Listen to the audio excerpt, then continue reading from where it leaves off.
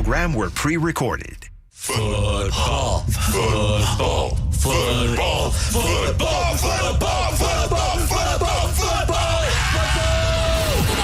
Welcome to Football Friday, presented by the team at Wesley Chapel Lexus. When you think Lexus, think Wesley Chapel Lexus. On WDAE. Tampa Bay Sports Radio. We are 95.3 W237CW Pinellas Park, WRUB HD3 Clearwater, and the mighty AM 620 WDAE St. Petersburg, an iHeart radio station.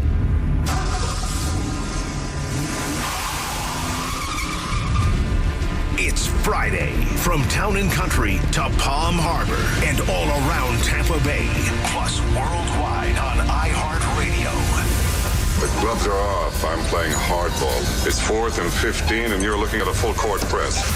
You're tuned into the voice of the Tampa Bay sports fan. You're going to like this guy. He's all right.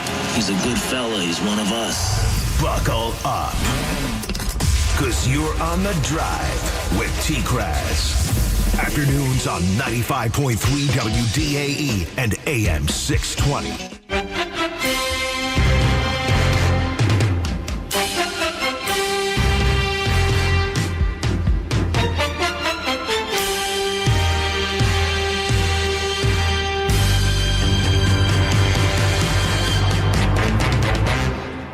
Well, happy Football Friday to you, Buccaneer fans. I am the longtime voice of your Tampa Bay Buccaneers. In my 36th year of calling games on the radio, I am Mean Gene the Talking Machine. I am Gene Deckeroff, and you certainly are not. I can't wait until toe meets leather Sunday night, 8 o'clock, Raymond James Stadium. NFL wildcard weekend, your Tampa Bay Buccaneers, winners of the NFC South for the 4th consecutive year. They will welcome in Jaden Daniels, a number 2 overall pick, and the 12-5 Washington Commanders. It's going to be a playoff battle between two of the better quarterbacks in the NFC. Baker Mayfield, a career year, 4,500 yards. He's got Mike Evans to throw to. He's got a big O-line led by the All-Pro Tristan Wirfs. And Jaden Daniels is going to feel the heat of a Buccaneer defense that's getting healthy at the right time. Back to pass goes Daniels. He's looking. He's sacked. The ball is out. Ball is out. We got the football. We got the football. Buccaneers recover. Buccaneers win. Buccaneers are into the divisional round. Fire them cannons. Get them going.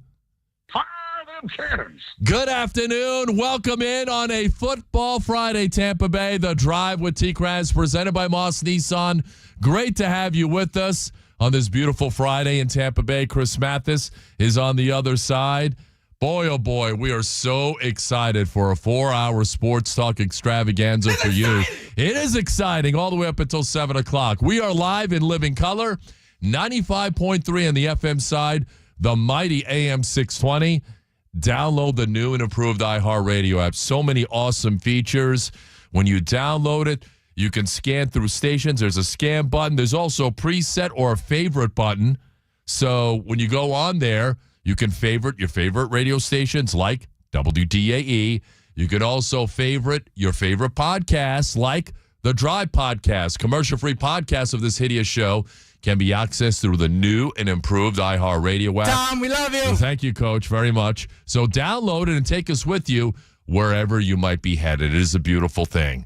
And good afternoon to all of you who are watching us on the stream. We're on YouTube, Facebook, and X at 953 WDAE and AM 620. Like and subscribe all day, every day. The phone numbers, you know them, you love them. Now use them. 888-546-4620. We'll take your calls, Buccaneer fans, on this Football Friday. I know a lot of you are excited, just like the coach is, just like I am, just like Chris Mathis was this morning, where he's hugging and kissing babies over at the drive-thru in 40-degree weather. It was very chilly. It was very chilly. But you know what? We do it for Buccaneer fans. We do it for you guys as well, and it's a Football Friday. So to carry over that high, if you will, that energy into this afternoon show with you, Tom, is worth every second of it. It really is. And I saw you out there doing your thing over at the drive-thru. I've done that drive-thru a couple of times, and it's awesome. I mean, early in the morning, you have no idea, and you experienced it this morning. Those cars are showing up 5:30 in the morning. When I used to do morning drive, I went and I did that event a couple of times, and I'm arriving there 5 o'clock, and there are cars already there. I heard this morning that some cars were lined up just after 2 a.m. What? Just after 2. They said there was a big line at 4. Oh, you got to be kidding. That's crazy. Yeah, man. Not at all. I mean, all the truth there. It's crazy. Buccaneer fans, you know what? Sports, they bring everybody together, especially when you're rooting for the same team. It was awesome. The atmosphere, the energy was high, of course, heading into Sunday's game, Tom. It really is. Say that again. It is. For Jason Light and company, the energy is high. Everyone is all excited and geeked up for playoff football. We have another home playoff game in our town for the 3rd straight year. We're hosting a playoff game. You guys are too high on all of Tampa sport. And look, I think there's a lot of optimism. There's a lot of positive vibes with this Buccaneer team heading into this weekend. I'm optimistic on them, and the reason why is I think they're playing really good football. Once upon a time, they were 4-6, and then all of a sudden, this team won 6 of their last 7 to, not only get into the playoffs, but win this division for a 4th straight year, which is incredible. It really is incredible. I don't care what division you're in. I don't care if the division is not considered one of the strongest. All I know is these are the facts. This team has won the division 4 straight years. And here's something else that a lot of you, and I see this online, I'm telling you, the state of delusion with some people is just mind-boggling. And I have stopped just responding to people because I'm not going to waste my time on social media responding to people that are just absolute idiots.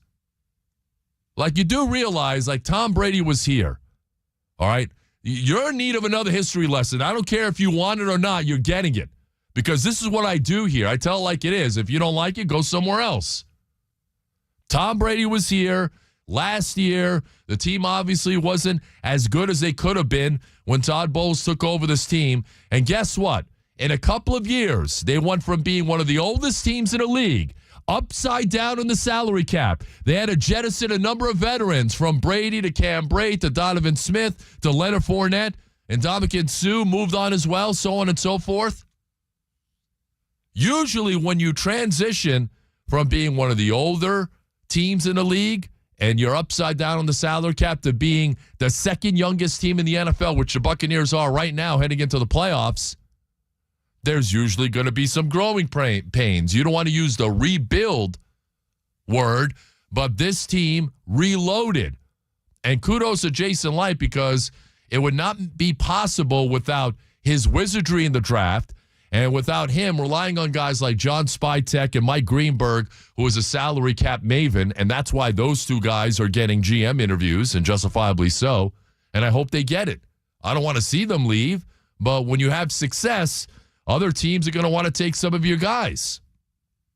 But they became one of the youngest teams in the league, relying on a lot of young players, okay? And still making the playoffs every year, winning their division. Yet a lot of you have a problem with that for whatever reason. And whatever reason you have a problem with it is your business, okay? That's your prerogative. But those are the facts. You don't reload or rebuild and still maintain your place in this division, which is first, and win 4 straight years without something really special happening. And if you still got a problem with that, you want to fire the coach, then you are in fantasy land. Then you're not a real fan. You're spoiled. You're complacent, whatever. But I'm not going to waste any more time talking to people who are just absolutely morons. And that's what you are. And I don't care if you get offended or not. I've had it with this talk. Social media is an awful place to be. I want to focus on the positives. And the positives are this. The Bucs are playing a home playoff game for the 3rd straight year under the head coach that some of you want fired. They are also about as healthy as they've been all season long. Todd Bowles talked about Antoine Winfield Jr. and Jamel Dean. They will both return this week. Cade Otton also has a chance to return, and he says they're about as healthy as they've been since week 1. Here's the head coach today. Probably. I mean, we've been so banged up, so I don't know what healthy is right now. So there you have it, Todd Bowles. And he talked about how healthy this team has been, which is a great sign.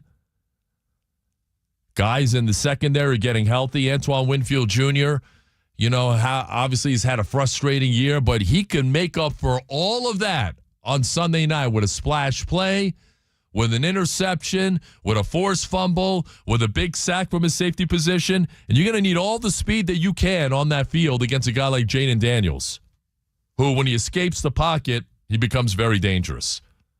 Not only a franchise quarterback in his rookie year, won 12 games, he's also their leading rusher. So he's a very dangerous customer, and the Buccaneers will have their hands full. There's no question. And Sunday night's matchup is also a matchup of the two best quarterbacks in the league, literally against the blitz. Baker Mayfield is first. I gave you all the numbers yesterday.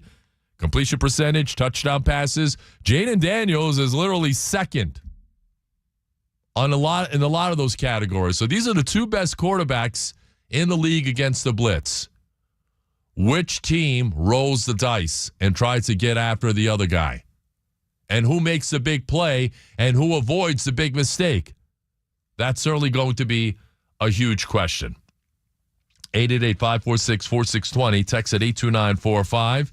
It is the opening drive, and it's brought to you by the award-winning Chattanooga Whiskey 91, folks. Get it at your local Tampa retail stores.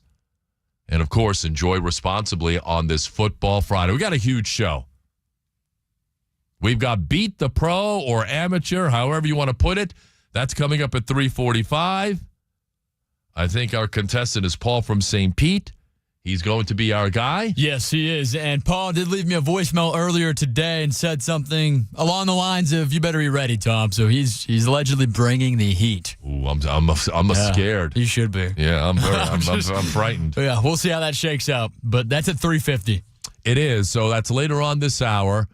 We'll also have Scott Reynolds, PewterReport.com. He'll be with me at 4:30. We'll preview this matchup. And then at 5 o'clock, very special. The 5 o'clock happy hour will take place each and every Friday starting today. Ronnie, Night Train Lane, my partner in crime for many years. He's going to be with me in studio for the 5 o'clock hour moving forward every Friday. So we can't wait to have Ronnie in here. And it'll be just like old times. We'll talk about the Bucs game this week and everything else. We've got Mailbag at 5:30. You freaking people. Ronnie will be in here for that as well. We got What's On Tonight. We got Pigskin Pick'em. We've got so much to do between now and 7 o'clock. And, of course, your phone calls and texts. We're all hyped up and excited about the Buccaneer game on Sunday night against the Commanders. Baker Mayfield against Jaden Daniels. Just a great matchup there. And then, of course, the play in the trenches is going to be very big on Sunday night. The Bucs have one of the best offensive lines in pro football. In fact, they were the number 3 rated offensive line according to Pro Football Focus. And that's saying something.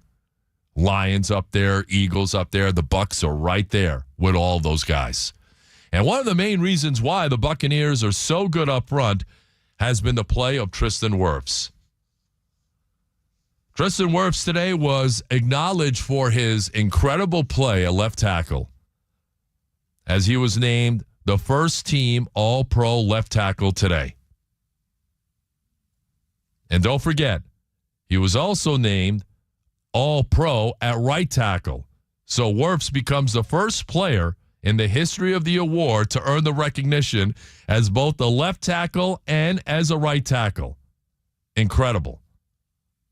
He was an All-Pro right tackle back in 2021. So in 5 years, he's been a Pro Bowler 4 times. He's been an All-Pro right tackle. And then the Buccaneers, the day after the Dallas playoff loss, remember from a couple of years ago, Todd Bowles told them, "You're moving to left tackle next year. Get ready." It was literally the day after they lost to Dallas in the exit interviews. The Buccaneers cut loose Donovan Smith, and Tristan Wirfs, who was already an All-Pro right tackle, was going to move to left tackle, which is very difficult. As any offensive lineman, anyone who has coached football, analyzed football, you're doing everything basically in reverse when it comes to your hand placement, your feet, and obviously you're facing the best pass rushers week in and week out. And he obsessed over that move, and he talked about it. He was very open about how nervous he was about making that move from right tackle to left tackle. Well, guess what? As great as he was at right tackle, and he was the best right tackle in football after only 2 years being in the NFL. He's even a better left tackle now. And I will go as far as to say this. Tristan Wirfs is the best left tackle in football, and it's not even close, especially when you consider the numbers. This year, he played over 1,000 snaps. He didn't allow one sack, not one. And he allowed one quarterback hit in 16 games. Remember, he missed one game with the sprained MCL. He was playing with a bad knee over the last month and a bad ankle. So he showed his toughness, and he showed how elite he is as a left tackle. And now what he's done over the first 5 years has never been done by anybody. You know, we talk about Mike Evans and him getting the record last week. Mike is getting a gold jacket. There's no question about it. But he's not the only one from that Buccaneer offense that one day will be enshrined in football immortality in Canton. Tristan Wirfs will be wearing a gold jacket. And if he continues on this trajectory, he was a great right tackle. Now he's a great left tackle.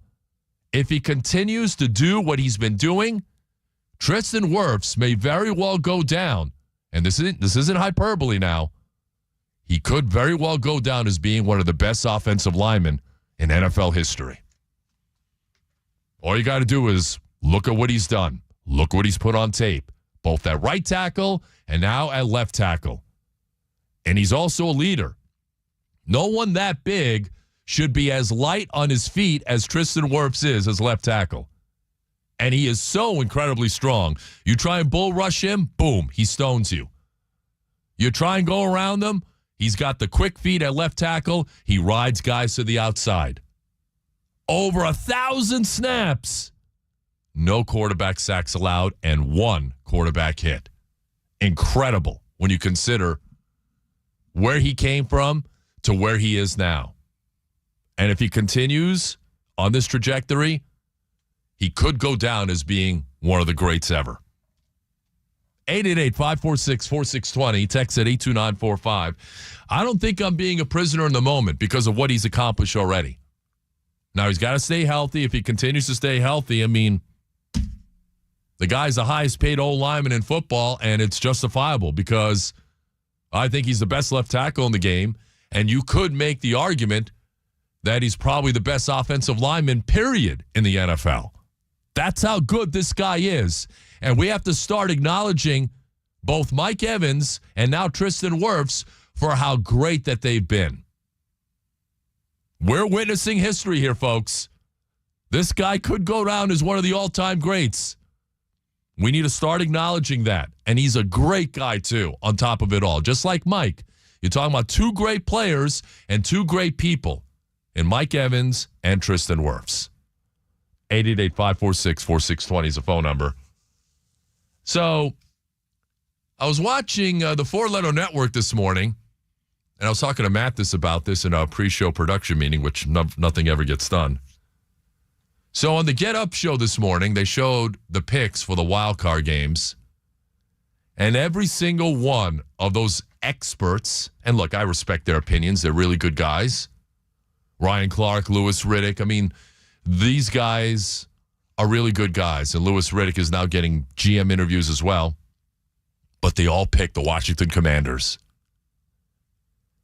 And then Mathis asked me, is that a good thing? I'm like, oh, yeah. Do you know who you're dealing with? Do you know who the general manager of the Buccaneers is? Jason Light keeps receipts unlike anybody else. So does the quarterback, Baker Mayfield. And Baker talked about that the other day. He says he doesn't do that now, that he's matured a great deal, and he's done a good job of compartmentalizing things and tuning out the outside noise. But you're talking about, and Jason Light, I'm sure, did see it. And that's only going to provide more motivation for this team going into the game on Sunday night. Every single person picked the Commandos to beat the Bucs. I love it. I think it's great. I think the Buccaneers will feed off that. The Bucs are home. They're 3-point favorites, yet everybody's in love with Jaden Danielson. Look, he's a wonderful player. He's a special player. And he's a dangerous player. He's going to be a handful. But I think, even though you got to throw out the week 1 game between these two teams, I think it was beneficial to the Buccaneers from this standpoint. You've seen this guy already. Now, he is better than what he showed in week 1. He has matured a great deal. When you look at his completion percentage, this team has won their last 5 games heading into the postseason, so they're playing good football.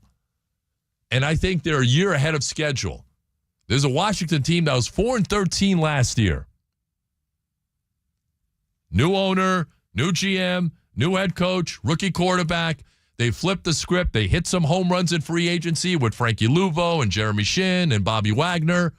And they went from 4-13 to 12-5. So you got to give this team a lot of credit for the incredible turnaround. I think they're a year early. But I don't know if they can match up with the Buccaneers' horses in the trenches, because that's where this game's going to be won and lost. The Bucs O-line is a top 3 O-line in all of football. The Commandos are 30th in the NFL in stopping the run. I think the Buccaneers will run downhill on this team all night long on Sunday night. And I think they will do it with very good success, at a high success rate. And then on the other side, Big Vita Vea. You better put 2 guys on that guy, because he will push the pocket and blow people up. And Kalijah Kancey really starting to come into his own. He's had a couple of injuries, but I think he's over that now. And there are 2 guys on the defensive side who are ascending like this, who are playing their best football at the right time. And that's what a lot of these national analysts don't understand. Vita Vea has always been there. Vita Vea is a Pro Bowler. He's a dominant player. But Kalijah Kancey has been on an upward trend like this. Yaya Diaby, the guy from the same draft, by the way, another stellar Jason Light draft class, he's on an upward trajectory just like this. He was named the NFC Defensive Player of the Week. So Diaby and Kancey plus Vita Vea, you ain't running the ball conventionally, at least on Sunday night against the Bucs.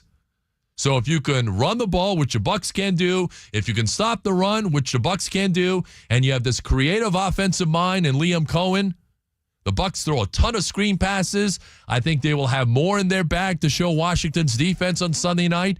You've got to defend this Buccaneer offense horizontally as well as vertically. When they stretch you out horizontally, that's when they take a shot down the field on you. And I don't think that's secondary. And I know Marshawn Lattimore, he made some more comments today. And when we come back, I'm going to tell you what Marshawn Lattimore had to say about his upcoming matchup against Mike Evans, which is going to be a heavyweight championship fight unlike anything else you've seen. I should have broke your thumb. I think Mike has got to be very, very smart about mixing it up with Marshawn Lattimore. And I think Mike will. Look, Mike understands the gravity of the situation. It's a playoff game. You don't want to do anything stupid, as Bucky Irving has said.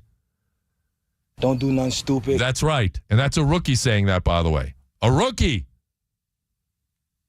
You don't want to do anything stupid and throw a punch and get kicked out of a playoff game. I don't think Mike's going to do that. I think Mike is going to have his wits about him. He's going to play composed. He's going to play focused. And he's going to do his thing. And look, with Marshawn Lattimore with a bad wheel, let's test that dude down the field. Let's see how healthy your hamstring is, huh? A little 9-route action, maybe a post, a deep post, or a post corner when he has to change direction. I like Mike's chances against Marshawn Lattimore on Sunday night. I do. What do you think? 888-546-4620. Text at 82945. Your calls and texts are coming up. Marshawn Lattimore did have something to say about his upcoming matchup against Mike Evans. We're going to tell you about that and look at the other wild card games who should be on upset alert. That is coming up next here on The Drive. You're locked in to The Drive with TKras. It is The Drive, and it's presented by our guys over at Moss Nissan, where their goal is never lose your business over price. TKras here. Chris Mathis is here as well. Holiday hangovers or credit card debt have you down? No problem. We've got the cure over at Moss Nissan, Chris Mathis. That we do, Tom. No money down right now, plus no payments are due until the spring, Tampa Bay. That's awesome. I bought my last 2 vehicles over at Moss Nissan because I love what they're doing. They're quality products. Plus, I get Moss Care with every purchase. That means lifetime oil changes and tire rotations for as long as you own your vehicles. It's awesome. Yeah, you'll get all of that. Plus, you'll get an opportunity to select from the largest Nissan inventory in Tampa Bay. Without a doubt. They've got 3 convenient locations, Tampa, Newport Richey, and Brooksville. Or hit them up online.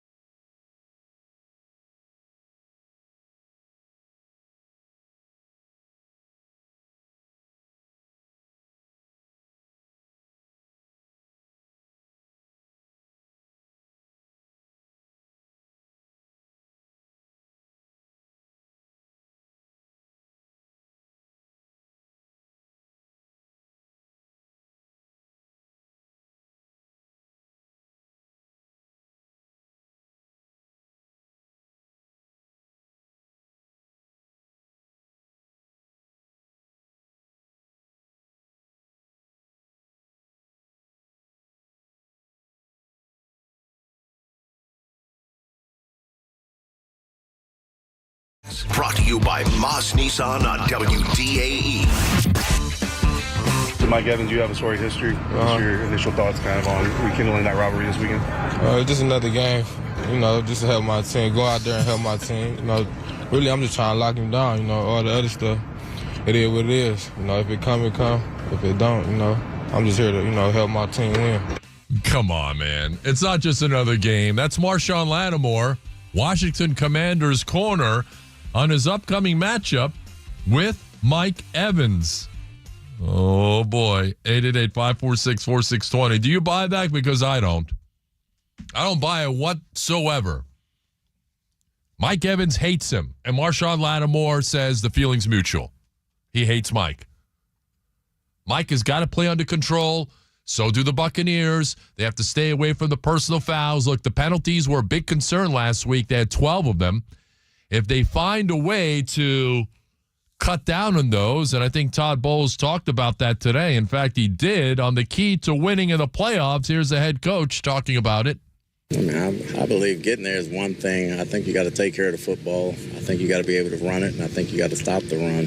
I think you got to limit the mistakes and the penalties. Those things all come down to it at the end. If you can do those things, you have a chance of winning the football game. Penalties, turnovers. If the Buccaneers can minimize those, I think they're going to be fine on Sunday night. Everyone's picking the Commanders. I saw that this morning. I'm like, come on, man. Really? Come on. I get it. I get everybody foaming at the mouth because Jaden Daniels is a special talent. And look, he may very well come in here on Sunday night and put on a show. I'll say this, though. Todd Bowles will throw some looks at Jaden Daniels that he hasn't seen before. He'll bring 6 guys to the line of scrimmage, and it's up to Jaden to find out, okay, I think I saw this on tape. And then he sets his protections, and all of a sudden, somebody else is coming. This guy's dropping back. This guy's coming. Then all of a sudden, that's when a free blitzer comes. When you set your protections and it's not who you think is coming, that's when you get your quarterback killed. So this is going to be a very interesting chess match coming up on Sunday night. And on the flip side, Baker Mayfield is one of the best against the blitz. So if you try and blitz him, he's going to make you pay in a very, very big way. And he's got the feet, too, just like Jaden Daniels. Maybe not to Jaden Daniels' extent, but Baker Mayfield has the feet to break the pocket, extend plays, and either run or scramble for a first down or throw one down the field to either Mike Evans or Jalen McMillan. The incredible throw and catch for the touchdown to Jalen McMillan was one of the great plays of the week from last week. So this should be a lot of fun. And I expect the Buccaneers to play some good football, and I expect the Buccaneers to come out and be very physical because they have the edge when it comes to physicality, both offensive line and defensive line against this Commanders team. And I'm not sure if the national experts are even looking at that at this point. Who knows? But that's their problem. Your calls and texts coming up. Scott Reynolds at 4:30. We've got Beat the Pro coming up in about 10 minutes or so. Yes, 5 games against the spread. And our contestant is very excited about the opportunity, so we'll talk to him in about 10 minutes. Who's that, Paul in St. Pete? Is that his name? Yep, and he said, and I quote, "Tell Tom to do his homework today." Like I don't do homework, right? I think he's just busted your chops. But yeah, well, yeah. He's excited, though, nonetheless. Ask Paul, when is the show on? Come on. Hey, you're going to talk to him yourself here in a little bit, Tom. No. You insulted him a little bit. I just did. Thousands of people just heard it. So what? Fire him, get him going. And then Ronnie Lane will be here at 5 o'clock ahead. Say that again. Yes, Jason Light, ahead of the 5 o'clock happy hour. And then we've got Mailbag. You freaking people, I tell you. You disgust me. I mean, the comments on social media were just so incredibly outrageous. And it got to a point where I was responding to a couple people, and I'm like, listen, I'm out. This is worthless. It's like trying to talk to, a kid, an 8-year-old kid who's bending the rules, and you're trying to talk some sense into him, but he's just kind of like tuning you out, and he just keeps saying and doing the repeated behaviors. That's not for me. I got better things to do with my time and my energy. Like come here and put on an entertaining show for all of you out there. I text out of the 941. If the Bucs get blown out and give up a 40 burger, do you think Todd is still safe? I've gotten this question many times, and look, if the Bucs lose like 40-17, then I know a lot of people are going to be upset. I know exactly how the overtime show is going to go on Sunday night. And once you calm down and realize what this team has done in the state of a rebuild, by the way, some people, you just can't change their minds. They're just set in their ways for whatever reason. But listen, we'll cross that bridge when we get to it. If they get blown out, then we'll have that conversation. There might be a conversation had. But I'm not going to just sit here and say the guy's going to get fired completely if they lose 40-17. I doubt that happens, by the way. Doubt it. But as sick and twisted as some fans are, there are some fans, I truly believe, that are rooting for that result and outcome. Just so they can say, "Hey, fire Bose." I'm telling you, there are fans who want that to happen. And that is sick. You're deranged. Mental health is a huge problem in this country. You need to seek professional help if that's you. And you also should cease being a sports fan and a Buccaneer fan if that is what you are rooting for. Because trust me, you guys don't see what I see on social media. I think there are fans out there that are rooting for that outcome. So that, Bose can get fired and we can elevate Liam Cohen. Come on. Stop. There are other wild card games out there, and who should be on upset alert? That's an interesting question. I know Jalen Hurts is back for the Eagles, and they are impressive. They're a really talented team, but he hasn't played in a couple of weeks. He's coming off the concussion. I think the Eagles are on upset alert on Sunday at 4:30, and that's right before the Buccaneers game. A lot of people are down on the Packers. They don't have Christian Watson, tore his ACL. It's a big loss, certainly, but they still have Romeo Doubs. They still have Jaden Reed. They're going to have to use Jaden Reed a lot more. I love their tight ends that they have, and Josh Jacobs is a very physical running back, and Jordan Love certainly has to stay away from the big mistake. But I kind of like Green Bay in that game and the points. And if I had to point towards a true upset, because right now I think that spread is 5 on the Hard Rock Bet app between Green Bay and Philadelphia,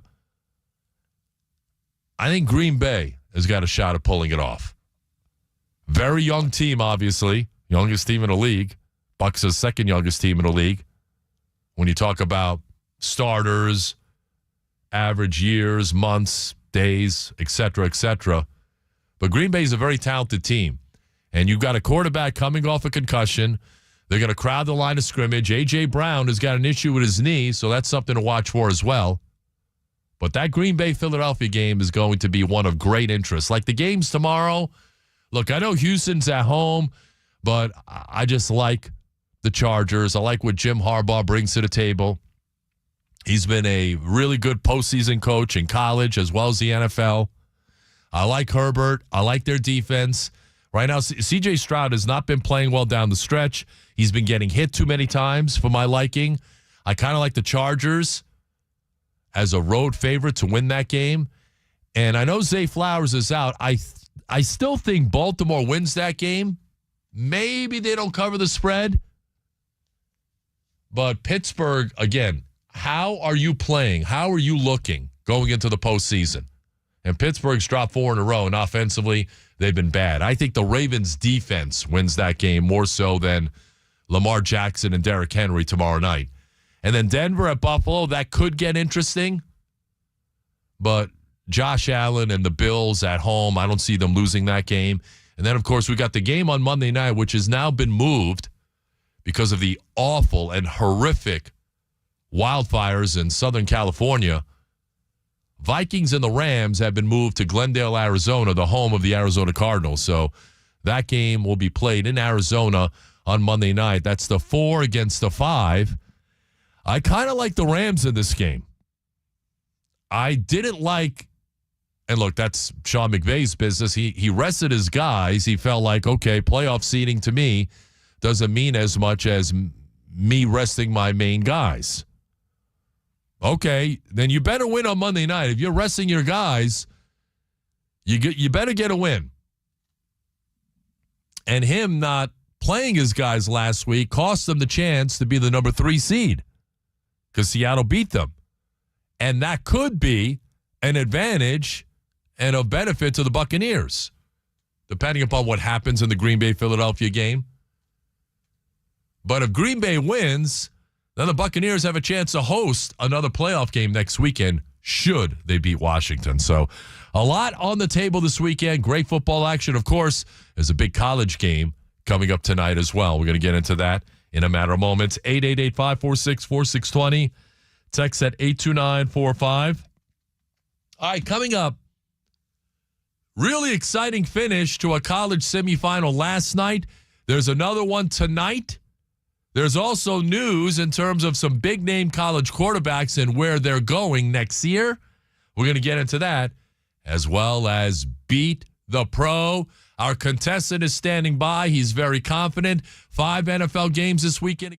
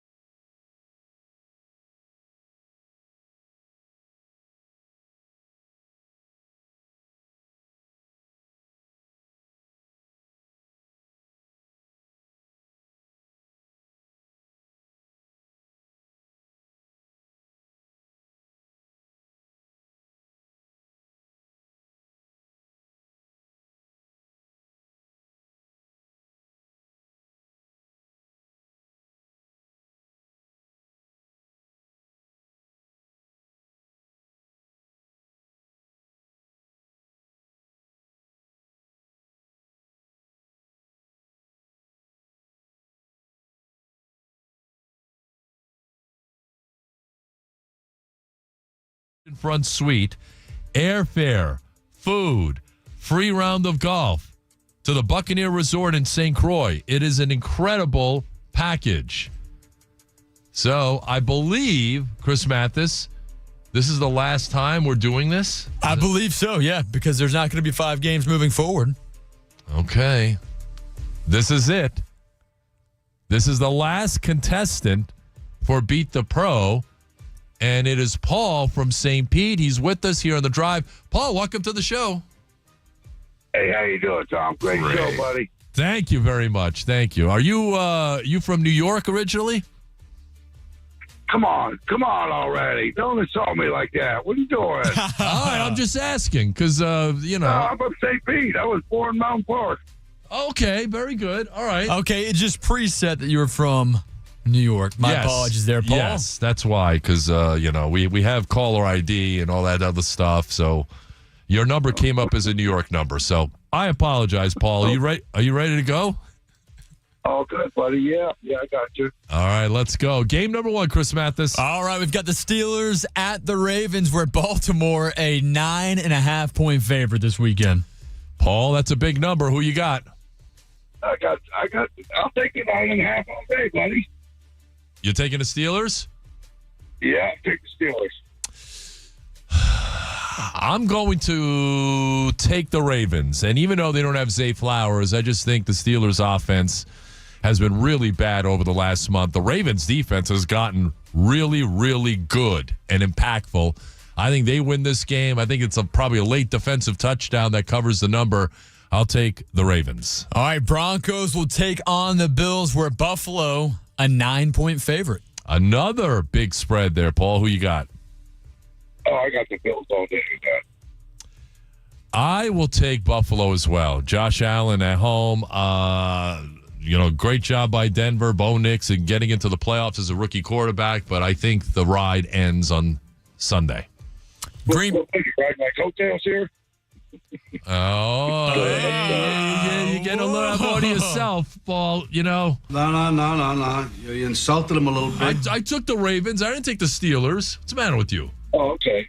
That's true. That is true. Yes, you guys did have discrepancy there in the first game. Now the third game, Green Bay at Philadelphia, where the Eagles are 5-point favorites. All right, Paul, who you got there? I got to take Philly. I'm taking Green Bay, and I think Green Bay can keep this one close, and Jalen Hurts is going to have to prove that he's 100% asymptomatic from that concussion. And I think the Packer defenders will probably challenge him a few times and, maybe put some more mustard on that hot dog at a couple of those hits. But I think Green Bay keeps it a little close. Fourth game, Paul, Tom, Vikings take on the Rams, where the Minnesota Vikings are 2.5-point road favorites. Road favorites now being played in Arizona. Paul, who you got? Vikings got this all day, baby. I'm taking the Rams, and the reason why is, the pass protection, I think, is a weakness of Minnesota.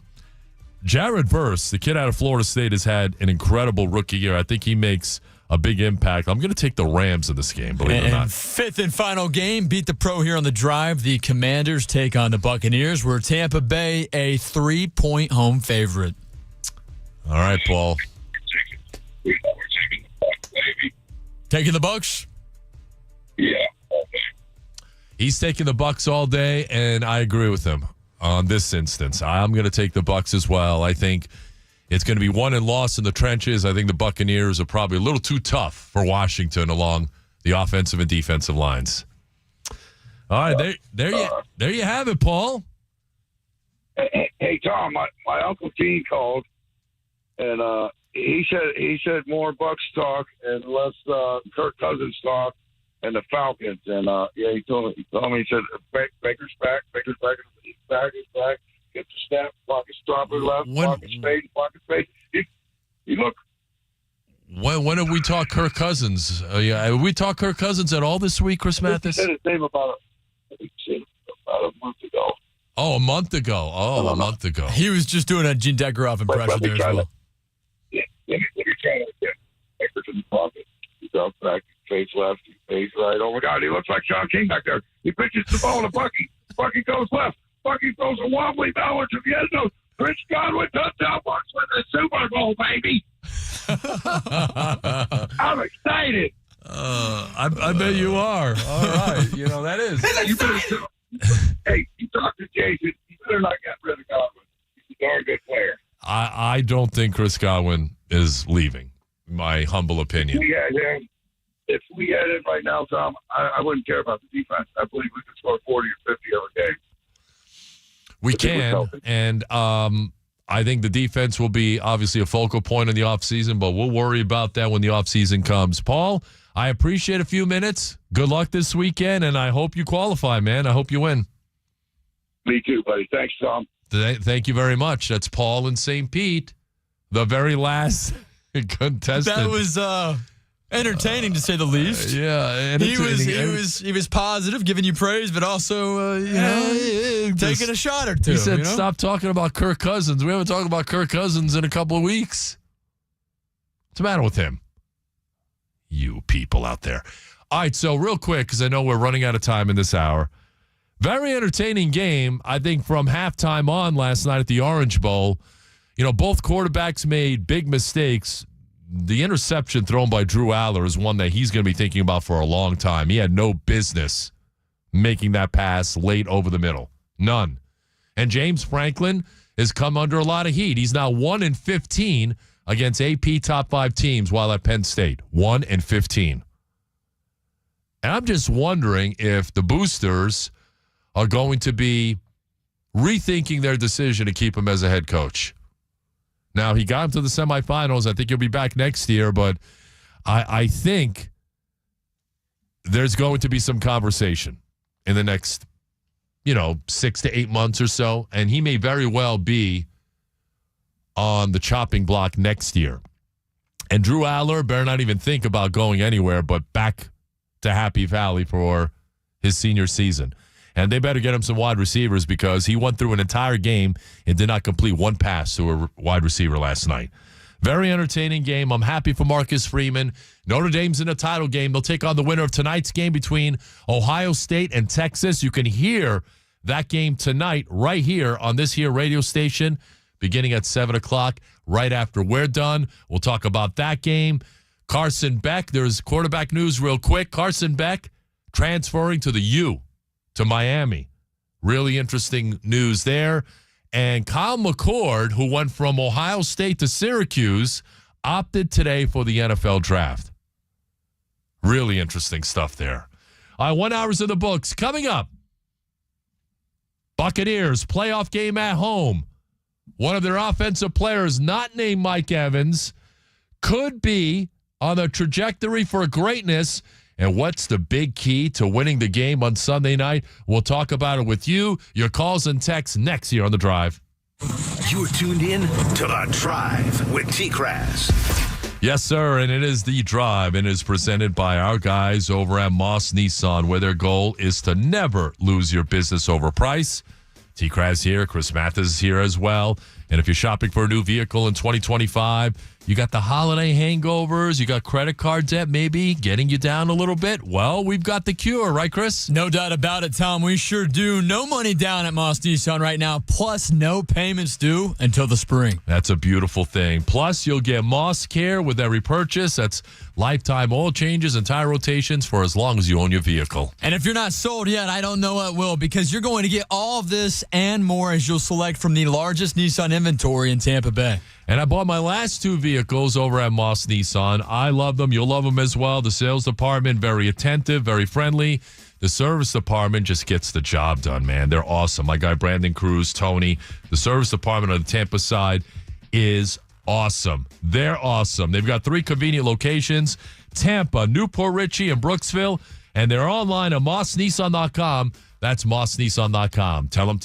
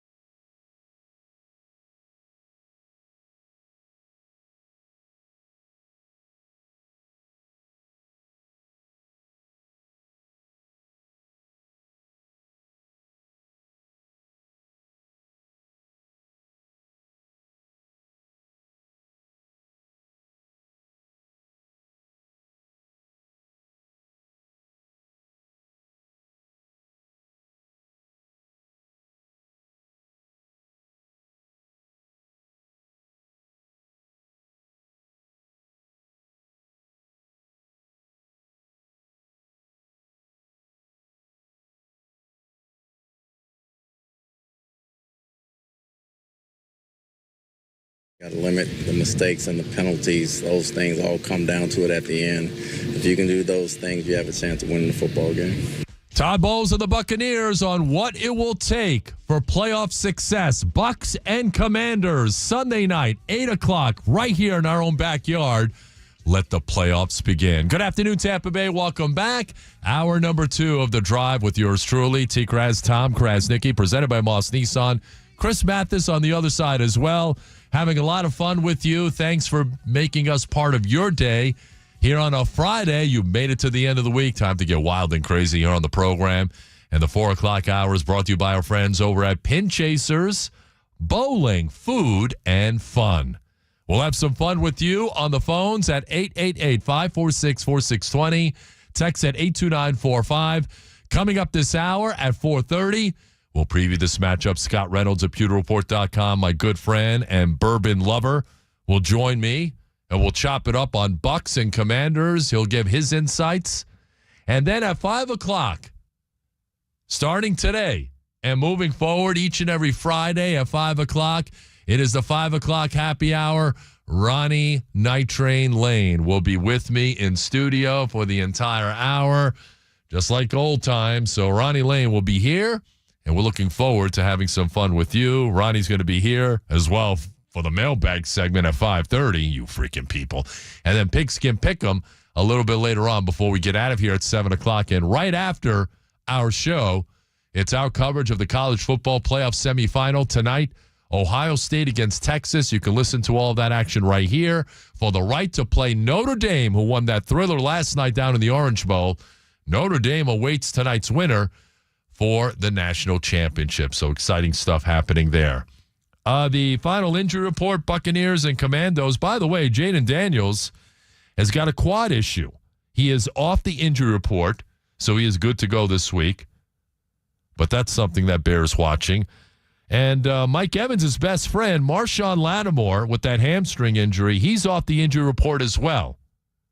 So he is good to go for that game on Sunday between the Bucs and the Commanders. One of the great storylines in that game.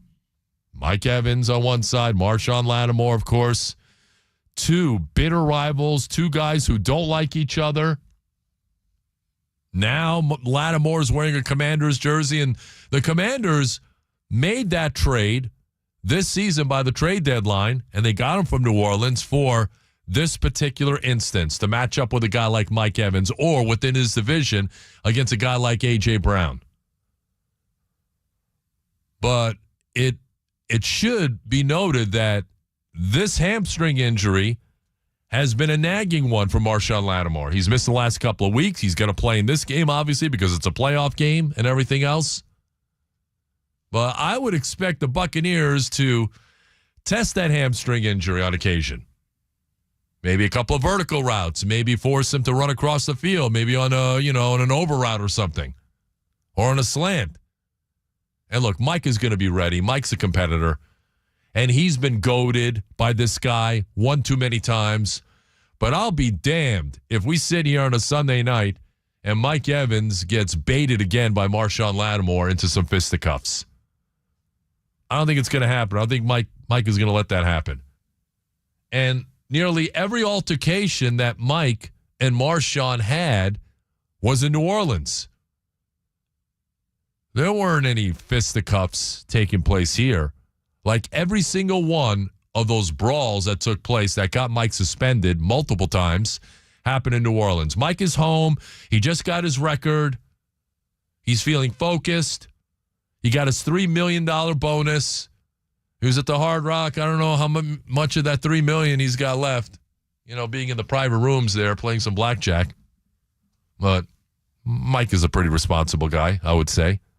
But he's focused, and he's going to be ready to go. And I think the Buccaneers will test Marshawn Lattimore's hamstring injury on Sunday night. And I think this game's going to come down to two quarterbacks who are two of the very best in the NFL against the blitz, and Baker Mayfield for the Buccaneers and Jaden Daniels.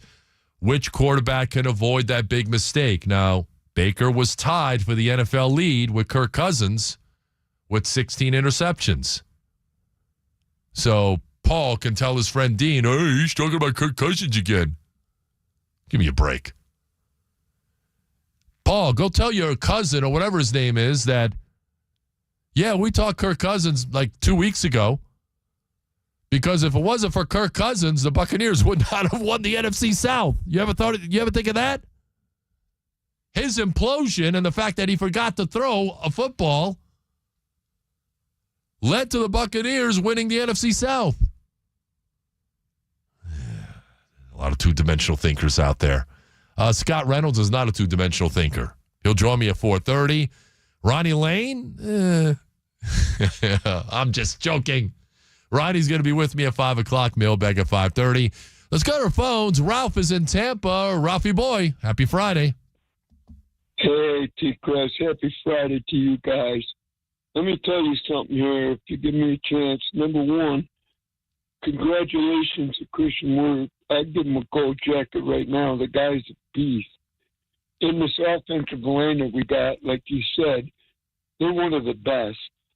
You know, everybody's like a copycat league. You know how they Rays had the opener and they had all that. Mm-hmm. Well, you know, now this league comes back to a two running back duo. Well, we got Bucky Irvin, we got White, and we got Tucker.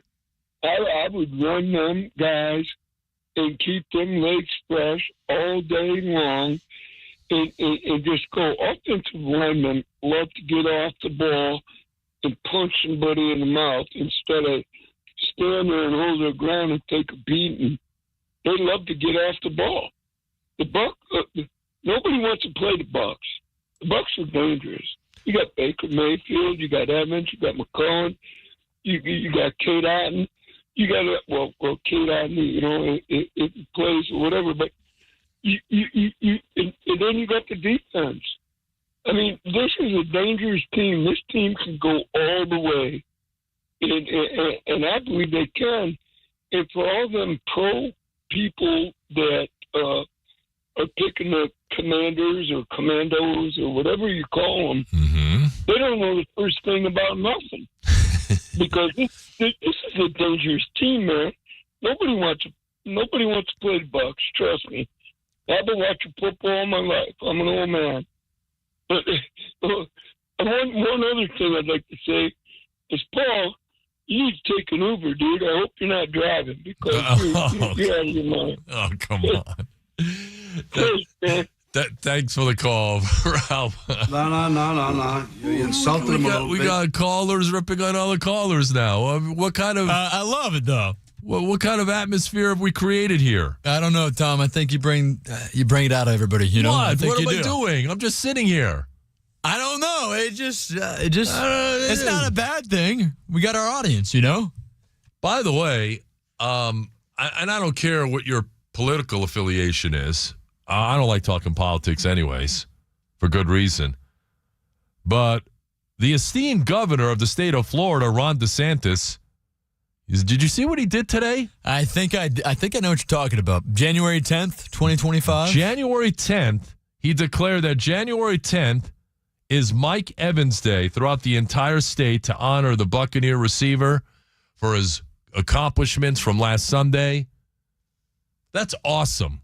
It's exciting! It is exciting. An incredible honor for Mike Evans. He deserves every single bit of it. And as I mentioned in the first hour, he's not the only guy destined for greatness on the offensive side.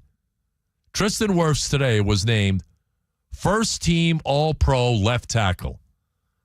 And it's especially significant when you consider that he was also named the first-team All-Pro right tackle a couple of years ago. So he's the first person in the history of this award to be an All-Pro right tackle and an All-Pro left tackle. In over 1,000 snaps, this is how many sacks, if you're watching me on the stream, he gave up. 0. 1 quarterback hit, 12 pressures, 1 sack over 16 games. Remember, he missed 1 game because of the knee injury.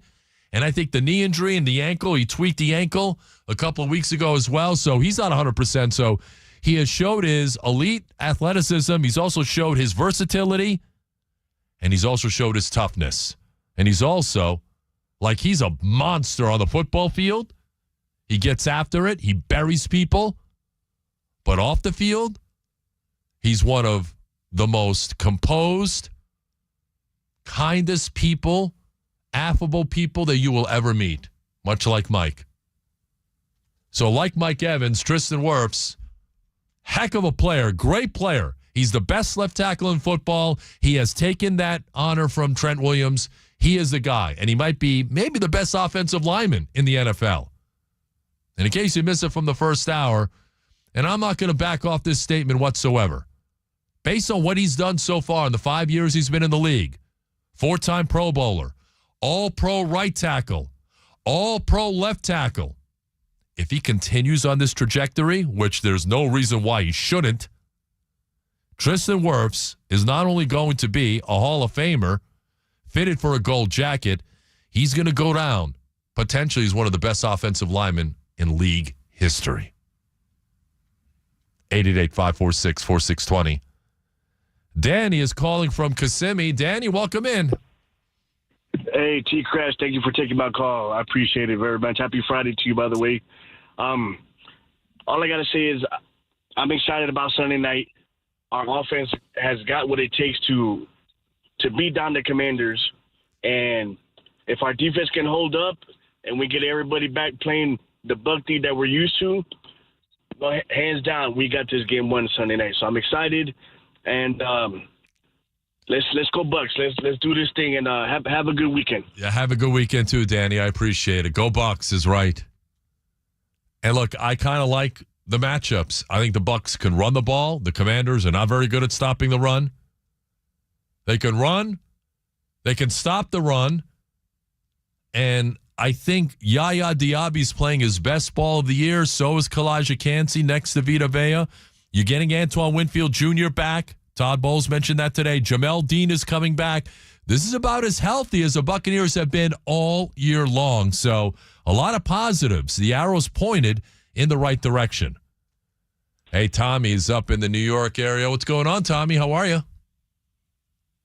Hey, Tom, what's up, man? You better put the bottle down, man. You guys are sipping too early down there.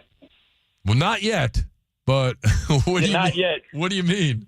It's been a long hour. I've been listening to you. I'm waiting an hour to get through. So, and take off your Tottenville hoodie. I know it's been a little chilly down there. It has We've been, got some cold weather up here. I'm going to complain again about the scheduling. We can't come down. You know, it's a Sunday night game. It's the guys, they don't want to go to the game either, Sunday night. I think the last 3 games, playoffs, they've been the night games, Monday, Sunday night. You know, what's wrong with the good old-fashioned 1 o'clock, 4 o'clock game for people? You know, it's, I don't know, I'm mad at the scheduling, and even to try to get flights down there, it's not working out. So, well, I'm sorry to hear that. Rooting for the Packers. We're going to see what we might get some bad weather up here. So, Packers will be accustomed to playing in that weather. So, we'll see what happens. The Packers get beat the Eagles, and then and after we win, I think we have to get a good start, not fall behind. And I think a lot of play action passes. Mayfield's going to have a good day, and I'm pretty sure we're going to come out with the win Sunday night. So, and then we'll see what time we're going to get scheduled to play the following week. I hope if the NFL's listening, how about it like a 1 o'clock game for us? Well, okay? Look, I appreciate it, Tommy. I mean, be good. Sorry to hear that you're not going to be down here. And look, you get into the divisional round. If I recall last year, I think they played the Lions. I think it was a 3 o'clock game. I'm trying to remember from last year in a divisional round. Let's win Sunday night first. And yeah, the whole primetime thing. Yeah, I mean, at first I was a little agitated by it since the Buccaneers were 0-4 on primetime this year. But you know what? I think this is a confident group. I don't think this is going to bother them. They're playing at home. They're very confident. They've got the horses in the trenches, and I think that's where the game is going to be won or lost. Daryl is in Tampa. Daryl, what's happening? Hey, TKras, how you doing? Good. Speaking of which, I hope I'm not going ahead of what you wanted to talk about, but I wanted to say this. I think the next great Buccaneer quarterback that we're going to have is the one that we have right now, Baker Mayfield. And why do I say this? He's brought us a division championship last year, got us in the playoffs last year, and some people were talking trash to me. Y'all got Baker Mayfield. Y'all got Baker Mayfield. Yeah. Well, look what has happened. He's proven that, yeah, you weren't so hot when you were with Cleveland, and you bounced around to a couple of teams, but I think he's found a home here. He has. And I think he has resurrected his career here, and I'm just excited to see what this guy is going to do for us. I don't know what else to say, TKras. And I wondered, this is what I want to say. Why aren't the talking heads talking about Baker Mayfield? Why? It's because Tampa isn't sexy enough? Is that the problem? I've heard Baker's name, and thanks for the phone call, Daryl. I've heard Baker's name mentioned nationally. Look, he's had a career year. It's an incredible story. It's a great story. Bouncing around, former number 1 overall pick, bouts of inconsistency, maturity issues too, personality issues. But I think he was humbled in the fact that he was bouncing around, went to Carolina, that didn't work. They cut him midseason, went to the Rams, got off a plane, won that Thursday night game against the Raiders, and then came here on a 1-year prove-it deal for nothing. The Bucs signed him for nothing. And then he hit it out of the park. I had some reservations about him. Boy, oh boy, he has proven me wrong. He has proven a lot of people wrong. And the way this area has embraced him and his family, the way they've embraced the Tampa Bay area, has been something beautiful to watch. And he's not even 30 years old yet. This is the Baker Mayfield. Look, the people up in Cleveland, I can tell you right now, they're crying in their beers. This is the Baker they thought they were getting after they took him first overall back in 2018. And now he's doing it for the Buccaneers. I'm not trying to stir anything. I'm giving you credit. Oh, my gosh. Browns fans thought that they were going to get this version. Guess what? We got him instead. And you know what? Instead, they also got our leftovers in Jameis Winston. Oh, come on. I know. I love Jameis, but it's true. Yeah. Now how are y'all doing? Good, Jameis. Good. Best of luck to you, buddy. But Baker's a great story. And he is a franchise quarterback. He's 29 years old, which means he could be here for another 8 to 10 years if he takes care of himself. He plays with that reckless abandon.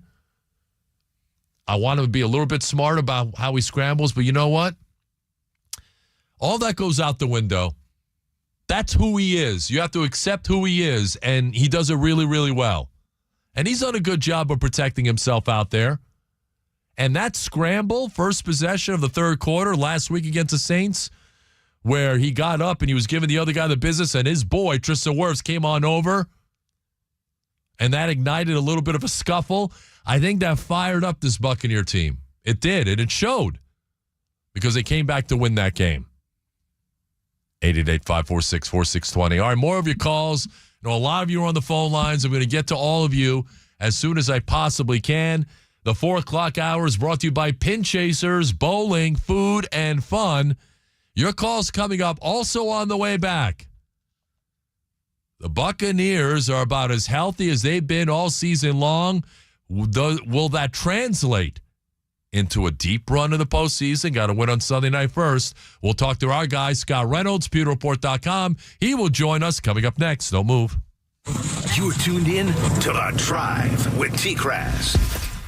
Ladies and gentlemen, it is The Drive presented by our friends over at Moss Nissan, where their goal is to never lose your business over price. TKras here alongside Chris Mathis.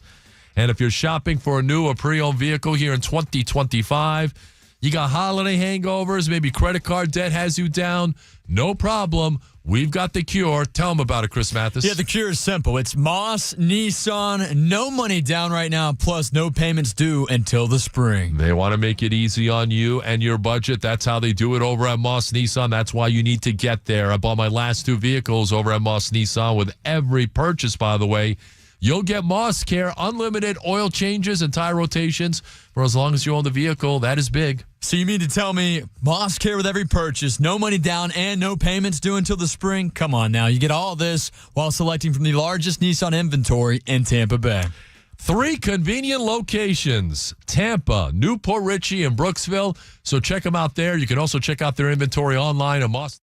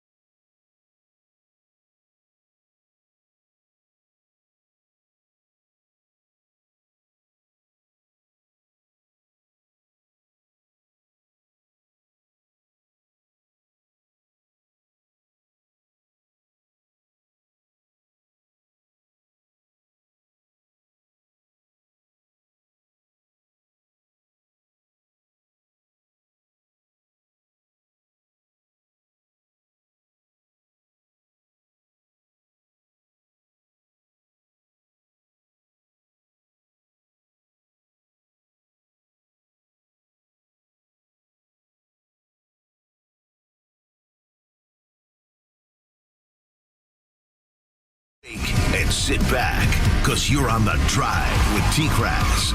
Presented by Moss Nissan on WDAE. So obviously, Mike Evans, you have a storied history. What's your initial thoughts kind of on rekindling that rivalry this weekend? Just another game, just to help my team. Go out there and help my team.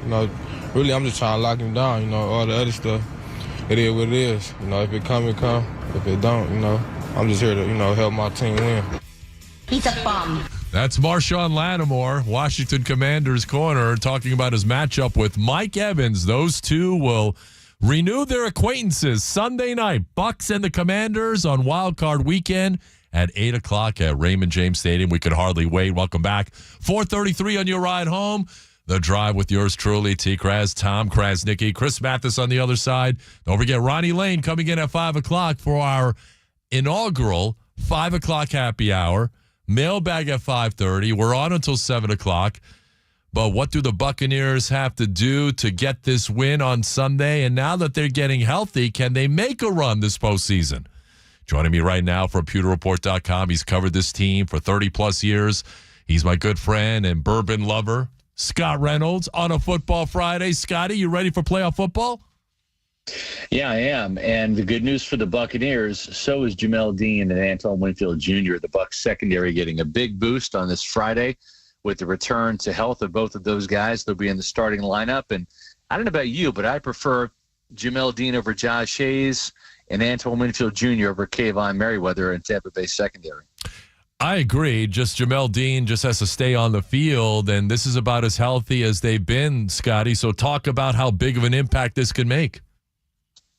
Well, I think what it allows Todd Bowles to do, and he's had to blitz more down the stretch because of those injuries in the secondary, right? The faster you can get the ball out of the quarterback's hands due to pressure, the less damage those quarterbacks should be able to do. And that's really been the case. Tampa Bay, yes, they've beaten up on some lesser foes, but they've only allowed 17 points per game since the bye week on defense.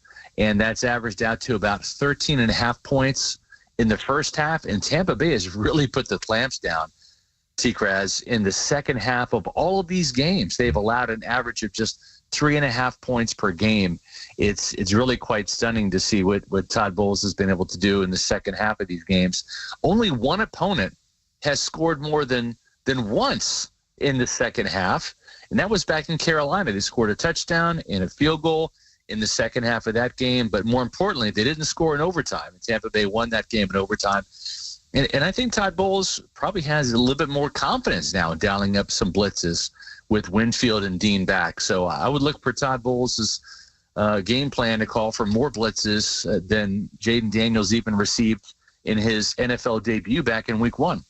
And he was blitzed almost half of his dropback, so that should be an interesting cat and mouse game on Sunday night. By the way, the Buccaneers have allowed 9 points combined over their last 5 games in the second half of those games. So maybe the first half's not going well, but something takes place at the half, Scotty. And a lot of people like to criticize Todd Bowles for not making adjustments. He's made some adjustments, and I think the furniture was moving too at the halftime of the game on Sunday against the Saints.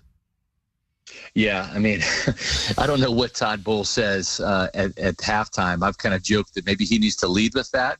But even then, even if he came out with the pregame speech, they're doing their part. I mean, when you combine what Todd Bowles has been able to do on the defensive side with what Liam Cohen's done on the offensive side, we know that this offense can put up points. Even when it starts slow, it finishes strong.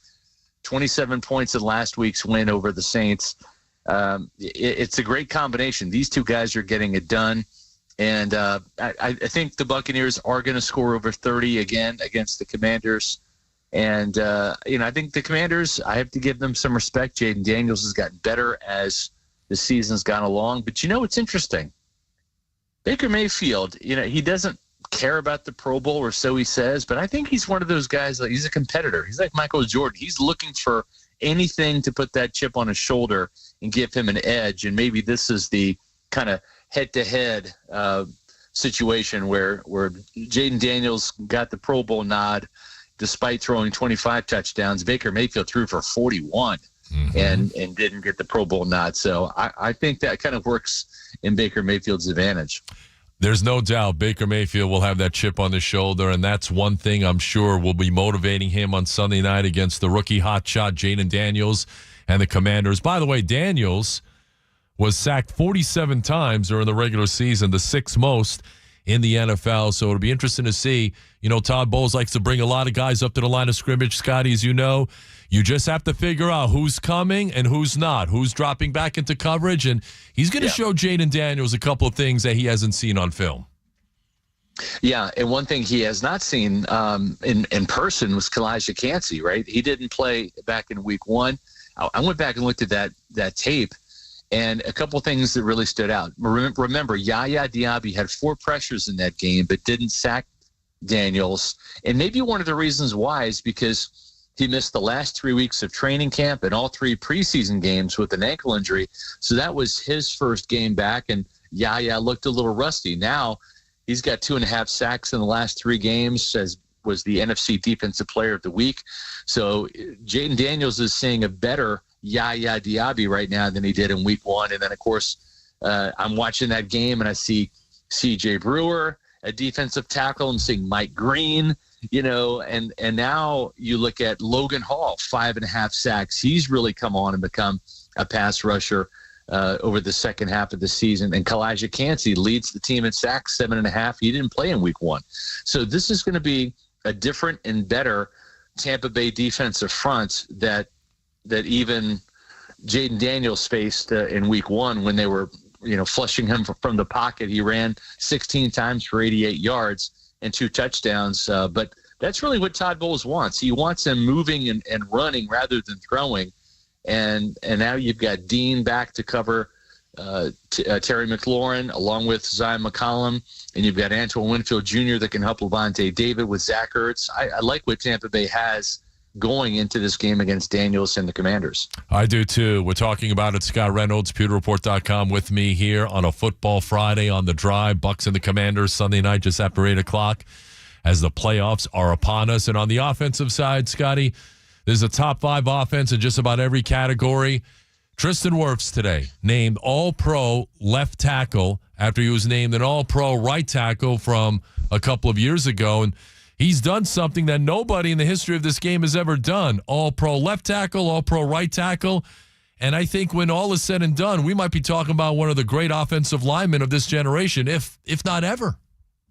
Yeah, I think you're right. And when you look at the fact that you know, we're all saying that Mike Evans is a Hall of Famer, right? And I think he will be for sure. That's a given. But you know what he did on Sunday with 11 straight years of 1,000 yards receiving, tying Jerry Rice. You know, whenever the conversation starts, so the record holder is Jerry Rice, and okay, that and guy, in this case Mike Evans, he's getting in the Hall of Fame. And he's going to be a first ballot guy because that's what Jerry Rice was, right? So we've seen Jason Light draft 1 Hall of Famer.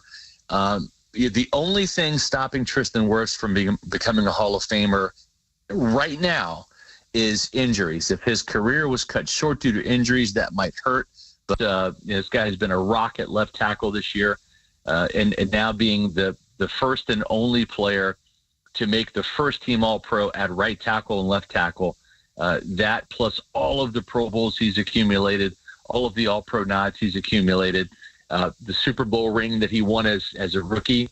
It's been a remarkable career so far for Tristan Wirfs. And this guy is, you know, he's just entering his prime. I mean, he's 26 years old. We've seen elite offensive linemen. Look at Trent Williams playing well into his mid-30s. We could see another 10 years from Tristan Wirfs here in Tampa, you know, at least 6 to 8, you know, barring injury. So, yeah, I think Jason Light has drafted not just one Hall of Famer in Mike Evans, who would be the first Tampa Bay Buccaneer offensive player to get into the Hall, joining Leroy Selman, Warren Sapp, Derek Brooks, John Lynch, and Ronnie Barber, but now 2 future Hall of Famers on the offensive side in Mike Evans and Tristan Wirfs. He's on a trajectory for greatness. Tristan Wirfs, all-pro left tackle, and how we found out today, and the Buccaneers put out the social media. That was so cool. That was great. So tell everybody how that happened. Yeah, so he's sitting there with the AP writer, and the AP writer is kind of talking about his career, et cetera. And right before he was going to spill the beans, right on cue, his girlfriend Meredith and their son walked out right behind Tristan and surprised him. And on his little baby boy's T-shirt, it says, "My daddy is first team All-Pro." It was such a cool moment, the way they surprised him. And, the great thing is he's one of those guys that's like Mike Evans, so easy to root for, just an absolute blessing to the Tampa Bay area, to this team, to the city of Tampa.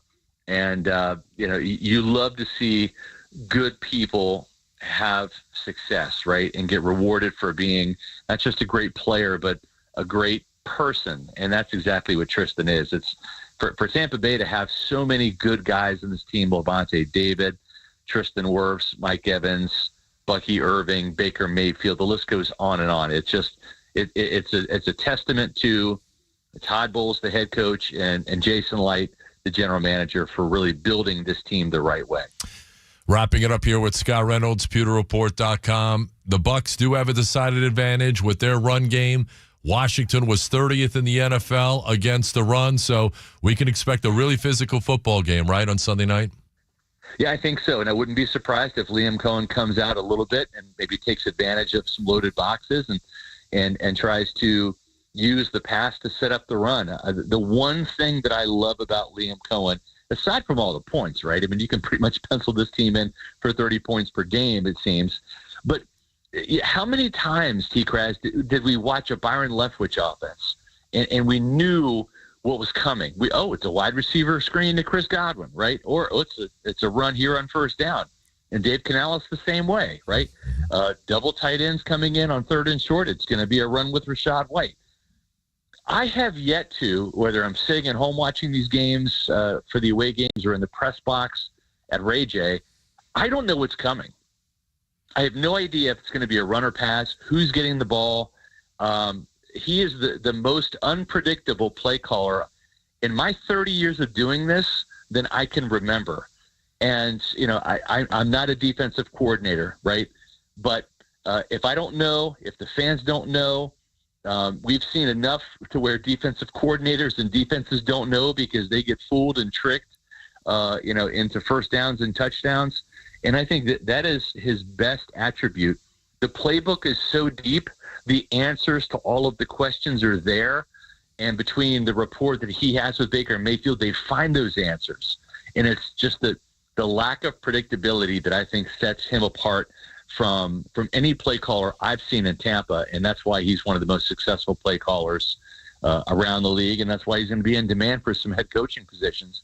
Hopefully the Bucs can convince him to stay. Maybe the Blazers have to pony up and make him the highest paid offensive coordinator and head coach in waiting to make that happen. But they got to do whatever it takes because he truly is absolutely special as a play caller. I think he's literally in the next Sean McVay, Kyle Shanahan mold. And he's from that Sean McVay coaching tree. All right, 30 seconds left, Scotty. I'll put you on the spot. Bucs and Commanders, who wins and why? Well, I think the Tampa Bay is going to win. I think the Commanders might have some success. We've seen Tampa Bay actually come from behind with some halftime deficits. We saw that last week. I wouldn't be surprised if that happens, but I like what Todd Bowles does in the second half. Liam Cohen, too. I think Tampa Bay wins this one 31-26. It's going to be a similar game to how it was last time in week one. Remember, their kicker, York, missed 3 field goals in that game. So that 37-20 score probably should have been a little bit closer if not for those missed field goals. They got a better kicker now, but I still think it's too much offense and the right amount of defense for Tampa Bay, and I like them to advance to the divisional round. Sounds good to me. Scott Reynolds, PewterReport.com. You can read him there. Great job, Scotty. Enjoy the game this weekend. Thank you, my friend. Always a pleasure. Have a great weekend. Thank you. You do as well. Scott Reynolds, good stuff there. Great information. Great Buccaneer talk. All right, we're late for a break. Your calls on the other side, 888-546-4620. College football, a thrilling end to the game last night. one more game tonight. And there's a lot of movement in that transfer portal. We'll get into that too next. Let's play a game called fill in the blank. I kick around. WDAE.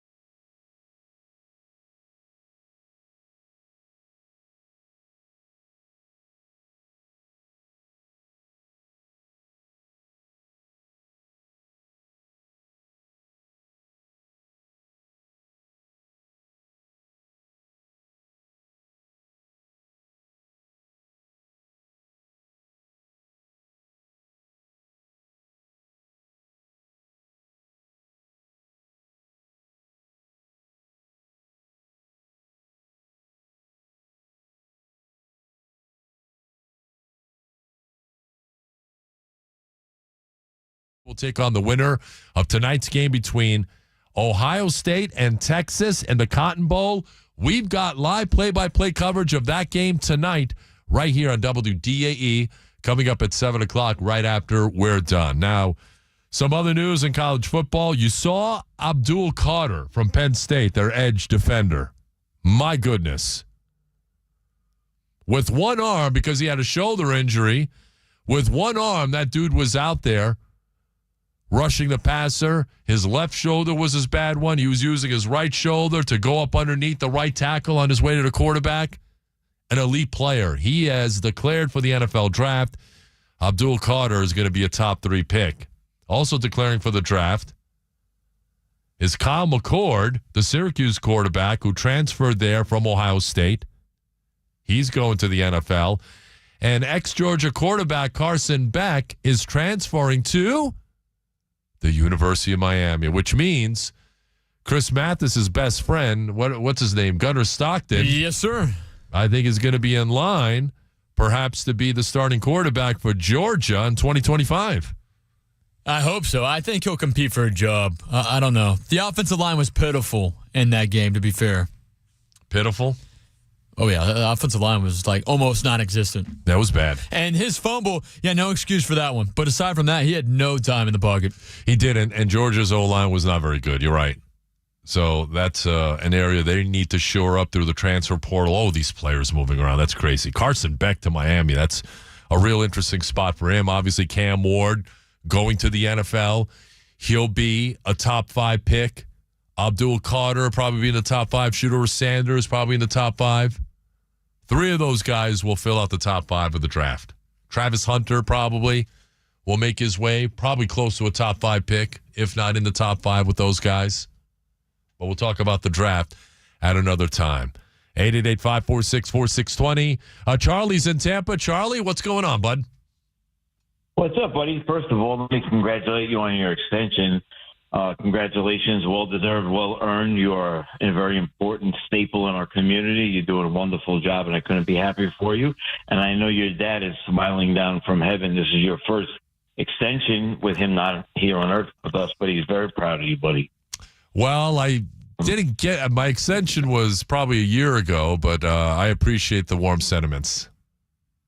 Oh, I saw something online that maybe I misread it, but that's okay. We love having you anyway. Thank you. I appreciate it. So I have to ask you a question. Of all the games this weekend, who do you think is the most likely upset? My pick is the Texans over the Chargers.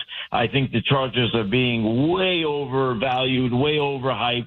I know they're a very good team, and Jim is a great coach, but I think playing at home with Joe Mixon, and they still have Nico Collins and Dalton Schultz, and they still can match up very well, with Ladd McConkey, with Singletary.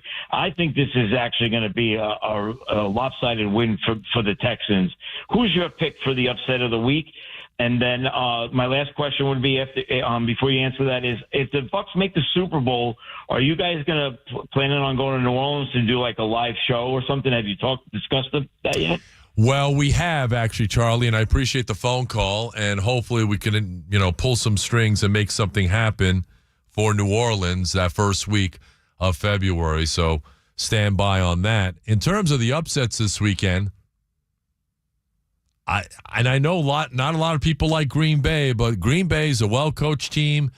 Nick Sirianni, he's got probably one of the most talented teams from top to bottom, but his quarterback's coming off a concussion. I would keep a close eye on Green Bay and Philadelphia on Sunday. That's the game right before the Bucs game at 4:30. Just keep an eye on that one. All right, 2 hours are in the books. He's in the building. Ladies and gentlemen, when we come back, the debut of the 5 o'clock happy hour, Ronnie Night Train Lane, is here. We're going to have some fun. We've got the mailbag, Bucks and Commanders, Tom Deckeroff. That's all coming up next. Schnell. You're tuned in to The Drive with TKras. Be careful on your ride home on a Friday. I know a lot of you are getting excited. Friday, Bucks playoff action this weekend, but an injury accident can happen to anyone. It happened to me, and when it happened to me, I called on my guys over at Catania and Catania, the personal injury law firm that's been doing their thing for the last 30 years. They don't get paid unless you get paid, and they've been getting a lot of money, almost $1 billion for their clients. That's how much they have successfully recovered over the years for injury victims just like you and me. So protect your rights and protecting mine. They've had my back this entire time, and I'm grateful to them for it. They'll have your back as well. So injury, accident, product liability, medical malpractice, Social Security disability, give Catania and Catania a call. 813-222-8545. That's 813-222-8545, or get a free evaluation of your case online at CataniaandCatania.com, where they put families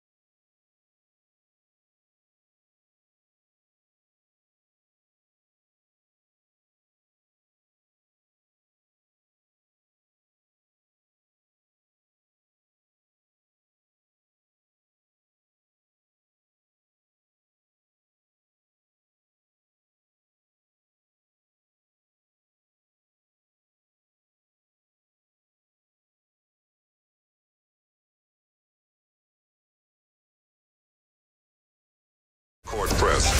You're tuned into the voice of the Tampa Bay sports fan. You're going to like this guy. He's all right. He's a good fella. He's one of us. Buckle up, because you're on the drive with TKras. Afternoons on 95.3 WDAE and AM 620.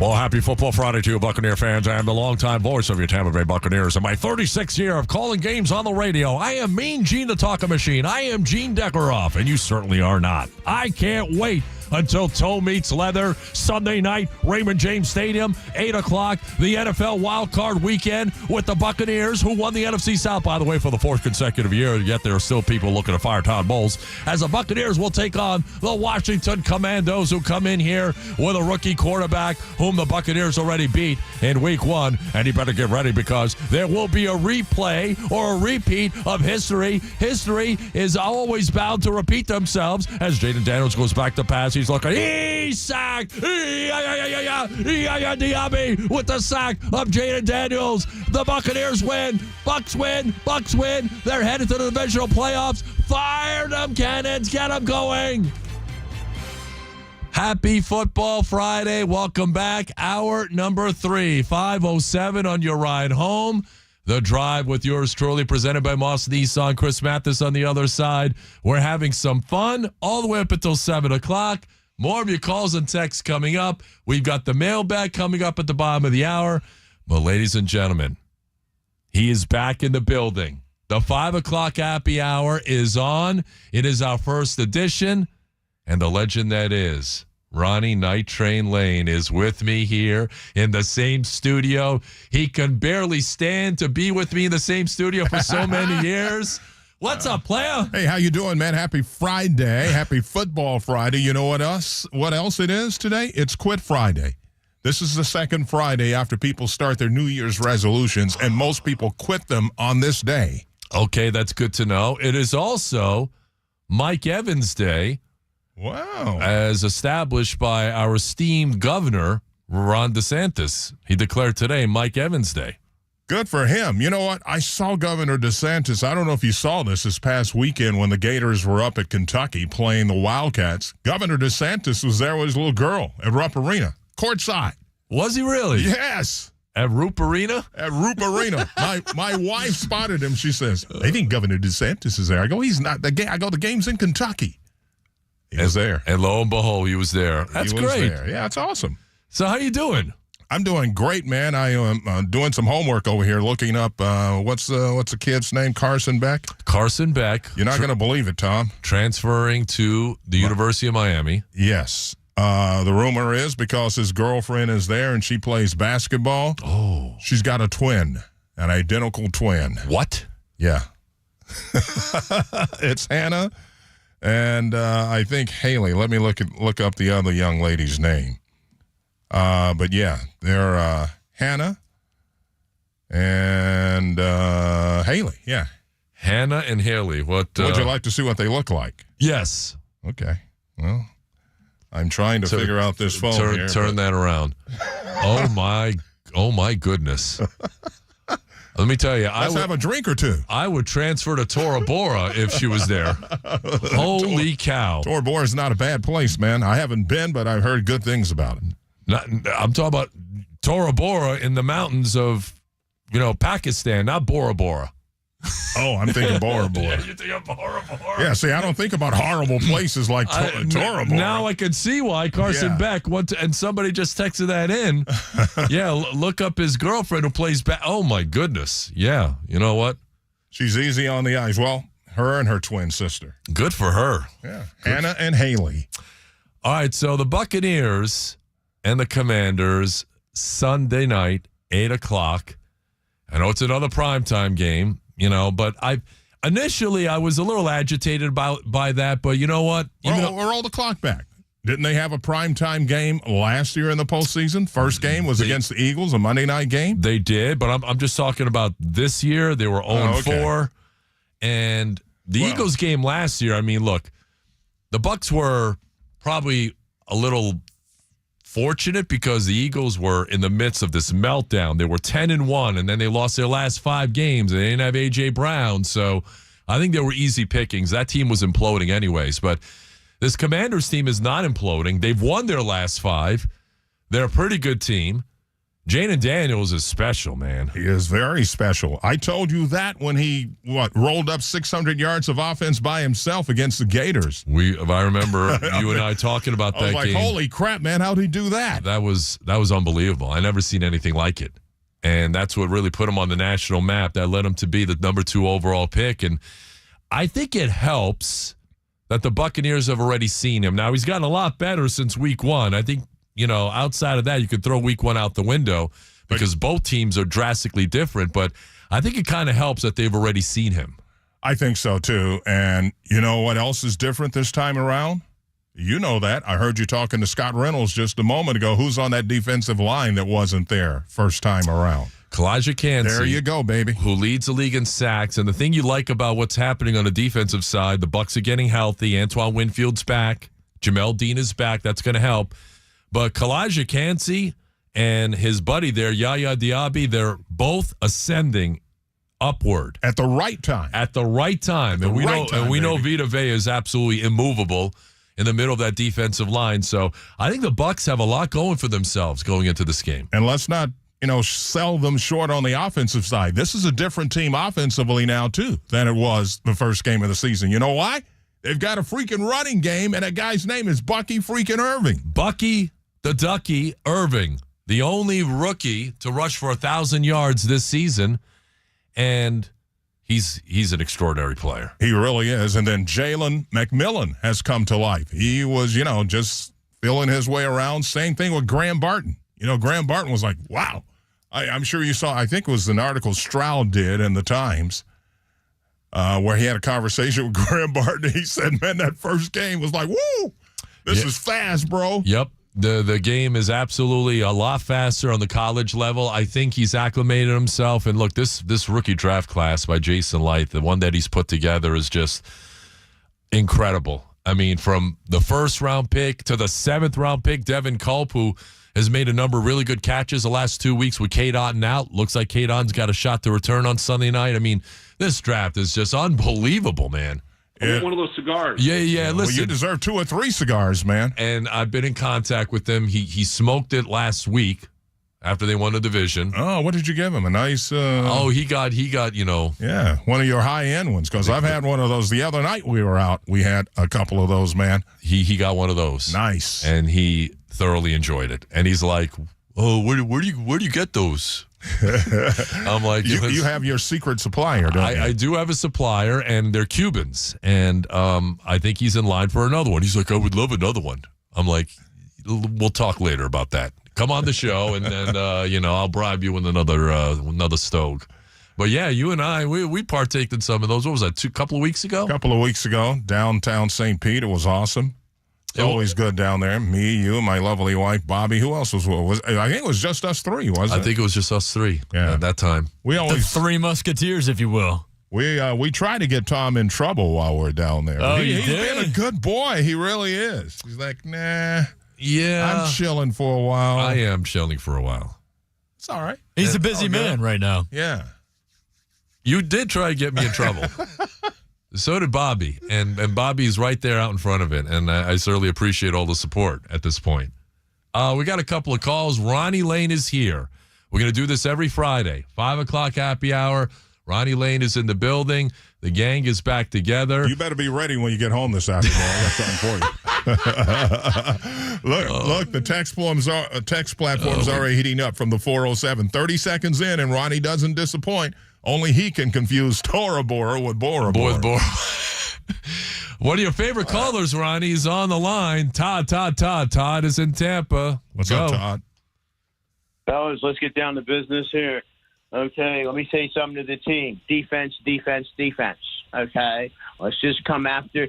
Be honest with you, if we came after Daniels all game long, we'd beat them like we beat down the Chargers. Okay, hands up, defense, tip balls, interceptions, sacks, fumbles, return for touchdowns. Levante put the clamps down on Daniels. Don't let him get outside contained. They're going to go for it on 3rd and 1. They're going to go for it on 4th and 1. They're going to run Daniels around the edge and try and get. No, we're going to stick him and stop him. Okay, so we're ready defensively, nothing deep, and we're shutting Daniels down. Okay, Baker, you know what to do. Okay, Barton, good snaps right there. We're looking deep. We're looking deep for Mike Evans or McMillan. We're looking deep first. You got your check down. You got your over there. Either it's Cade or it's Bucky. It's Rashad White in the flat, and boom, Buccaneers are going to get it done. 28-17. It really could be worse if we came with pressure all game long, especially on 3rd and long. I wouldn't be surprised if we knocked the kid out of the game. Buccaneers get it done and advance 28-17. Might even be bigger than that.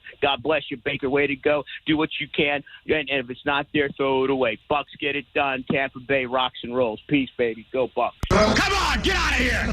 Todd's all over it, man. He's all over it. We got to get the NFL Films music the next time. I know. I thought that we weren't allowed to.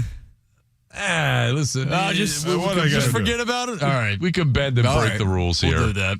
What are they going to do? Dave and Brandon, nothing. Trust me. Dave, what's going on? Hey, earlier, TKras, that guy, you said you were an important staple in the community. I would like to think of you more of as a sledgehammer, buddy. Sledgehammer? Okay.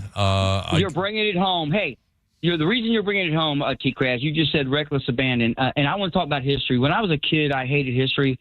I'm obsessed with history now. And I know, TKras, you've been emotional here recently. What Mike has done to and for this community dwarfs his career. And I want to make sure Baker made sure he got it done. But politics, again, TKras, I don't like politics. But what this governor has done is rewarded him for to reflect direct on the Tampa Bay area.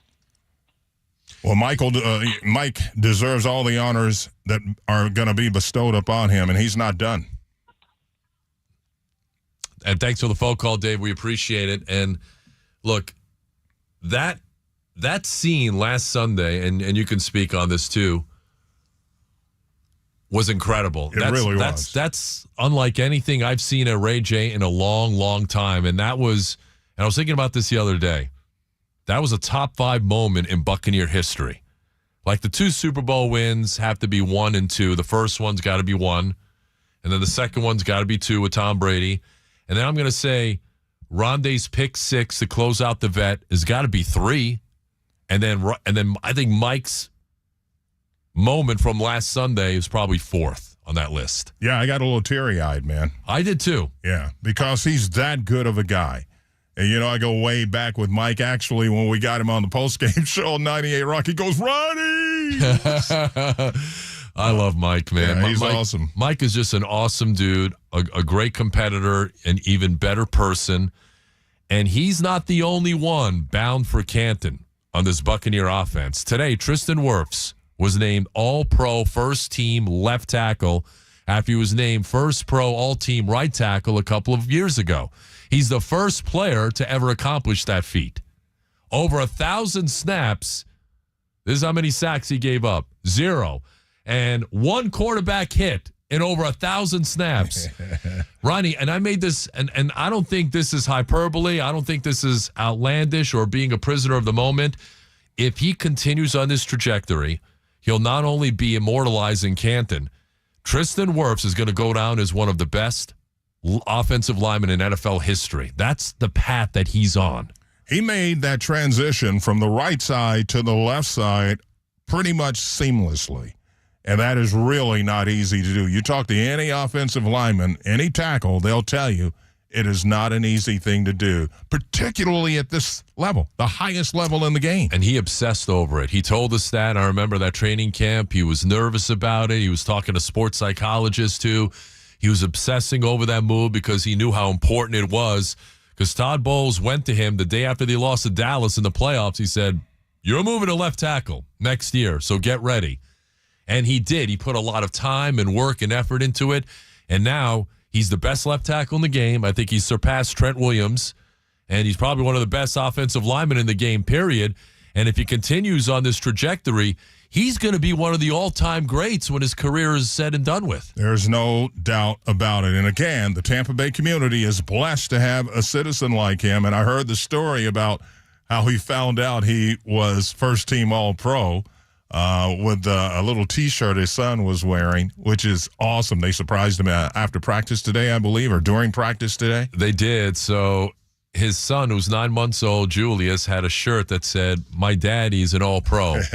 So his girlfriend and his son came in, and they surprised him, and that's how he found out, which was great. And the social media video, I think you saw this too, of Mike Evans from last Sunday, where he was mic'd up from the catch to the celebration on the field, and they followed him into the locker room, and you can see the adrenaline. He was overcome by the moment. Into the locker room where his teammates were mobbing him, and Todd Bowles gives him the game ball. That's one of the more extraordinary videos that the Buccaneers have ever put out there. The social media team did an incredible job. Yeah, if you have not seen that, go to Buccaneers.com. You'll find it there. I mean, it will probably bring tears to your eyes because it's just so emotional. You know, you don't see a whole lot of emotion out of Mike, and I'm wondering what kind of emotion we're going to see out of him when he matches up with his old buddy, Mr. Lattimore. You just stole my next sentence and statement and question to you. There's going to be a lot of emotion because Marshawn Lattimore and Mike Evans will renew acquaintances on Sunday night. You know, Lattimore, by the way, he talked today about it. You have it, Chris Mathis? Of course I got it, man. Here's Marshawn Lattimore. He was speaking today about his matchup against Big Mike. So obviously, Mike Evans, you have a storied history. What's your initial thoughts kind of on rekindling that rivalry this weekend? Just another game, you know, just to help my team. Go out there and help my team. You know, really, I'm just trying to lock him down. You know, all the other stuff, it is what it is. You know, if it come, it come. If it don't, you know, I'm just here to, you know, help my team win. Well, did he play that? It's not just another game. It's not just another game. I hate it when they do that. It's not just another game. Come on. He can't. No one's buying that. A, it's a playoff game. Right. B, you're going up against a guy that he's had a lot of success against. Mike Evans, a guy that he hates, by the way, and Mike doesn't like him either. The feeling's mutual. Choke him. This is going to be fun Sunday night, man. I'm telling you, man. You better be ready for World War III because it's Mike Evans against Marshawn Lattimore yet again. 888-546-4620. Text at 82945. I should have broke your thumb. You're going to see a lot of that stuff happening on the game on Sunday night. Texter at 813. Ronnie, this guy wants to know your thoughts about Liam Cohen. What about him? He's a hell of an offensive coordinator. I think he'll stick around. He said earlier this week, or maybe it was last week, he's in no hurry to get out of here to take a head coaching job. Now, we should be prepared because if what looks like a good situation for him does arise, I think he will leave. But we found that out the hard way last year when Canales left. Not many people thought that was going to happen. He's going to get first of all, he'd never even been an offensive coordinator who called plays at this level. And now he's going, to be a head coach, Canales. And I like the job he's done with the Panthers. Bryce Young looks like a completely different quarterback. Absolutely. So I wouldn't be surprised at all if Liam Cohen left. I don't want him to leave. I don't want him to leave either. I want Baker to have, for a change, the same offensive coordinator in back-to-back seasons. That would be great for Baker. But even if he leaves, Tom, I still think the Bucs are in good hand with the talent they are developing on this club. And I made this point yesterday because a lot of people are up in arms. They just want to fire Bowles and ascend Liam Cohen to try and prevent him from leaving. And here's what I said. He's not taking Baker Mayfield with him. He's not taking Tristan Wirfs with him or Mike Evans or Bucky Irving or Luke Edeke. Those guys are staying. You still have top-notch talent at the positions that you need to be good at. The Bucs are still going to be very good at it. The last 2 years, they've had two offensive coordinators, and if Liam gets another job, two coordinators who just took jobs.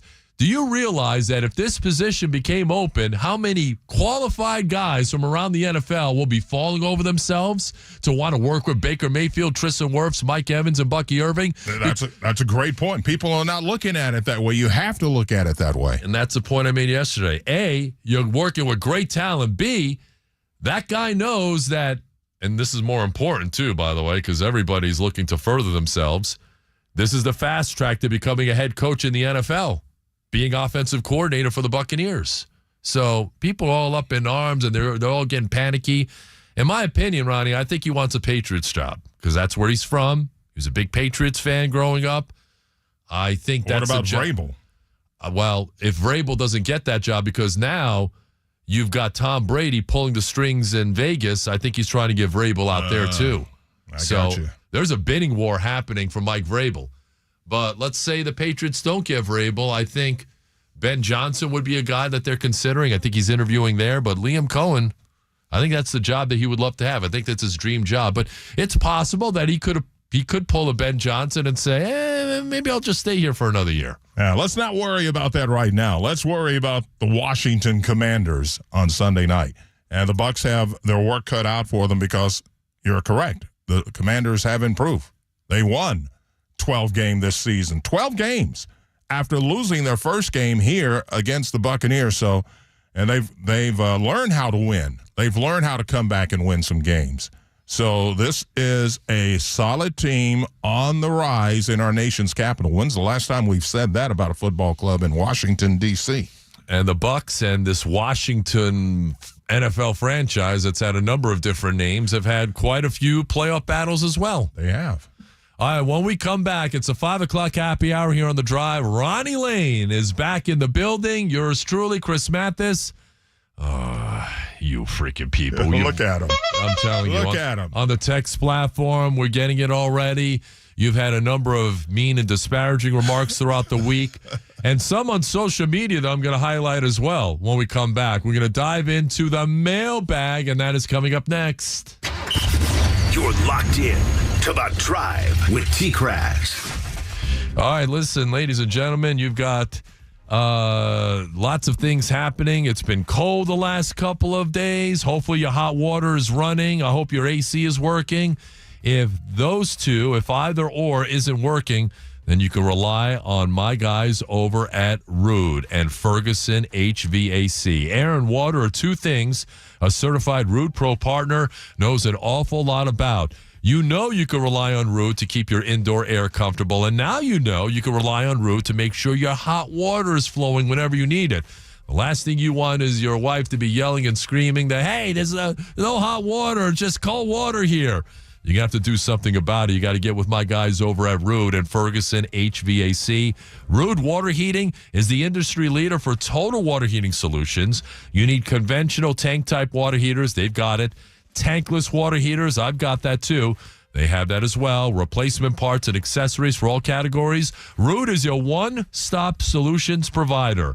And with the exclusive backing of Ferguson HVAC, the certified Ruud Pro partners get the best products and parts that you need. Ruud water heaters, engineered tough and built to last for AC and water heating solutions.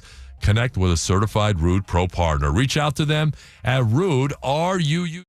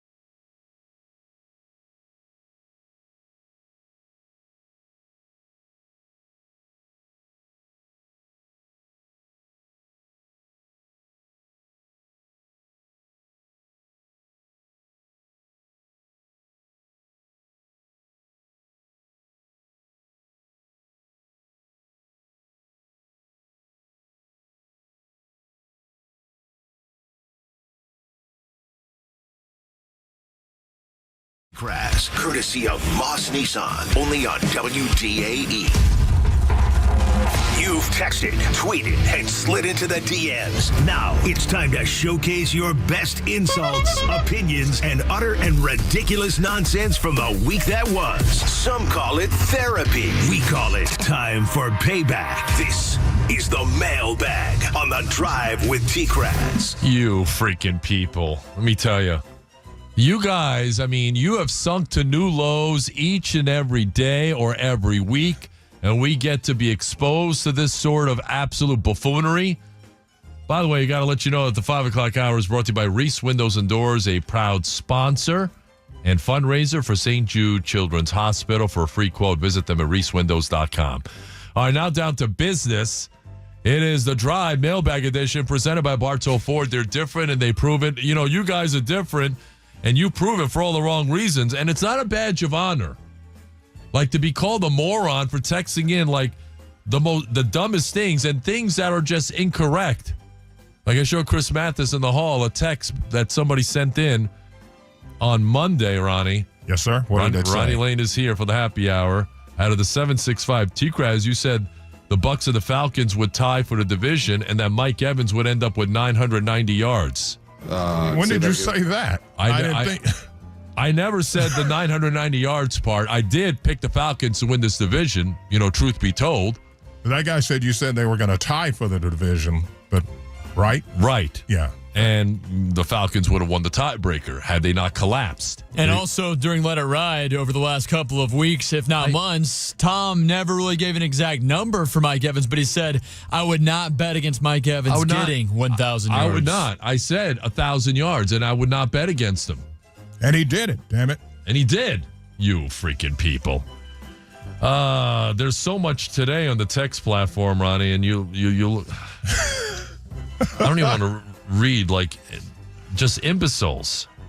Well, hit up your social media post as well, man. Oh, boy. Let me read you a couple from social media. So, Chris Mathis, I think you... Yes, thanks, Eric. I think you've got some as well. Yeah, I do. Go ahead. All right, we'll get right into one in which you said the Bucs offensive coordinator job, if Liam Cohen was to walk away and take a new gig, would be highly sought after, be supreme. And someone said, well, I'll be damned. You said something intelligent. So they gave you something good there. They gave you props. Backhanded comment. Yeah. Somewhat, yeah. And then on another post, you said, do not panic if Liam Cohen takes a new gig. That's Bucs right. need OC. Someone says, actually, this is the funny part. Same user. He says, hey, T. Karen, here's a fact for you. You picked the Atlanta Falcons to win the NFC South. I did. Yeah, you did. I did pick, and you know what? I own it. And that jerk-off wasn't anywhere for 6 weeks because at one point, you know, the Falcons were 6-3, the Bucs were 4-6, and they had beaten the Bucs twice. That guy was hiding under his desk, and now all of a sudden, he decides to crop up like the groundhog. One more here. Also, you talked about Liam Cohen, and you said the offense is still going to be really good, even if you were to leave, because there's so much talent here. And Rhino523 comments. Rhino. Bad take. Yeah, how is that a bad take? Well, that's a bad fan, all right? And it's representative of some fans in this market who just don't know anything about anything. Do people not realize this is one of the younger teams in the National Football League that they're building? Second youngest team in the league. And if Liam Cohen leaves, he leaves. He's not taking Mayfield, Wirfs, Evans, or Bucky with him. Or Jalen McMillan or any of these people. No, man. The people got to think three-dimensionally. Stop being simple-minded. So, on Facebook, this is funny to me. Fred Gudis, Gudes. So he replied to the comment that I made that the Bucs are going to be fine, that this is going to be a highly sought-after position. So this is what this dude looks like, LOL. Uh-oh. Really, Fred? Really? Fred, man. I'm on TV. You're not. I'm relevant. You're not. And that is the best you could come up with? That's what you go on Facebook and that's what you put down? This is what this guy looks like? He put his name on it, right? I guarantee. Yeah, he put his name on it. Nice. Anybody who doesn't have like his face, like on a profile picture, you definitely look like Sloth from Goonies. I'm way better looking than you, more talented than you, probably make more than you two as well, but appreciate the comment. There you go. And then David Lerman, like he responded, agree if ever a voice sounds older. What? Yeah, this doesn't make sense. These people don't make sense. A lot of texts coming in. By the way, sincerely, guy, like there isn't a bigger moron than you, and it's not something to be proud of. Oh boy, they're mentioning my name on the air. It's not something to wear like a badge of honor. He thinks it is, though. I mean, you're an idiot. And, you know, there are places where you can get mental health. Like, mental health is a huge problem in this country. You can go and solicit some help. I think there might be a team of people that would have to surround you, look at you, study you over the course of maybe 4 or 5 years, you know, like the way they did for the Elephant Man, because that's the only way you're going to get better, sir. Seriously. Wow, people just slamming the show left and right here today from the 813. That's why I felt bad for Mathis. Went from good talent with the morning show to okay talent in the afternoon. Oh, well, that's your opinion, sir. I mean, opinions vary. I could just say that. From the 727, hey, Ronnie, is Pornhub your favorite? Still your favorite app? I miss you, man. Welcome back. Oh, that's kind of funny. It's all good, man. Mike Evans could call into the show and Ronnie would still get his name wrong. Yeah, you did a show with Mike. Mike knows us. Yeah, and I know Mike. That's obviously. right. So come on, dude. I want you to be available. I want you to be available, Mike. Good luck this week, buddy. Ronnie's turned this 5 o'clock hour into an actual happy hour. You guys have got that energy. Well, that's an anti-mailbag, I assume. Yeah, they like it. And hey, we're going to be doing it until further notice. Why not, man? It's time to be happy. We got a great football team. Well, I'm not going to say great because you're only great if you can win it all. I think the organization has turned into one of the better ones in the NFL. I would agree with that assessment. As a structure, and it always starts from the top with the Glazers, and then a good friend, Brian Ford, who's done an exceptional job. Jason Light as a GM. His assistant GMs are getting GM interviews. And then Todd Bowles and his coaching staff and the players and the PR staff and the social media. I think as an organization, this has turned into one of the better ones in the entire league. Todd Bowles, you're doing something right when you hire offensive coordinators if they're wanted for head coaches after one season. How you doing? I don't think he's How excited. you doing? Yeah, we're doing all right, man. Good, coach. Yet there are people who want him fired, Ronnie. And I know. I'll say this one time. I'm going to say this one time. You know what? I researched some stuff on social media. There's some ugly stuff out there people are saying. Ugly. You know, they need to stop. I know, man. I mean, come on. It's 2025. It's bad. It's bad. Is that a problem? It is a problem. You know? People just stuck in their own ways for whatever reason. So there you have it. That is the mailbag for this Friday, Happy Hour Friday with Ronnie Lane in the house. Still brought to you by our friends at Bartool Ford or what? They are. Yeah. So we certainly appreciate them. And the 5 o'clock hour is presented by our friends over at Reese Windows and Doors, proud sponsor and supporter and fundraiser for St. Jude Children's Hospital. For a free quote, visit them online at reesewindows.com. Your calls, we'll take them 888-546-4620. Text at 82945. We're going to let you know.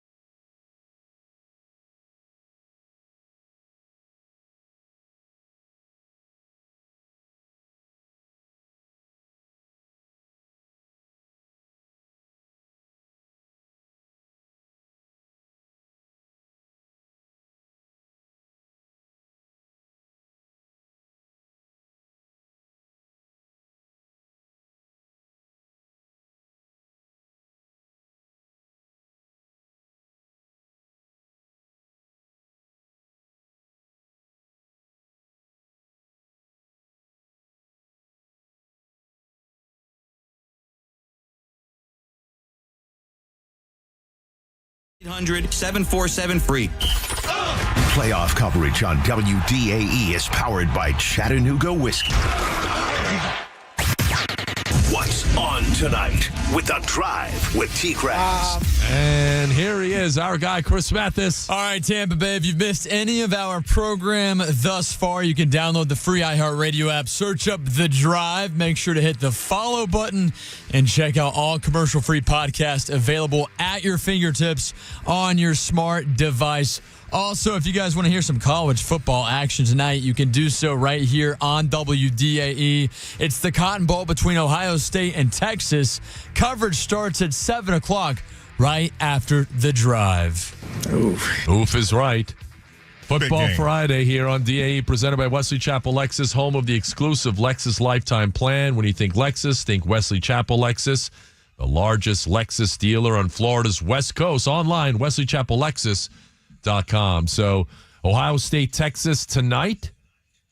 Who do you got, Ronnie? I have Ohio State. The way they handle Tennessee and Oregon, hard to pick against Ohio State. Ryan Day's got those boys balling, dog. He does.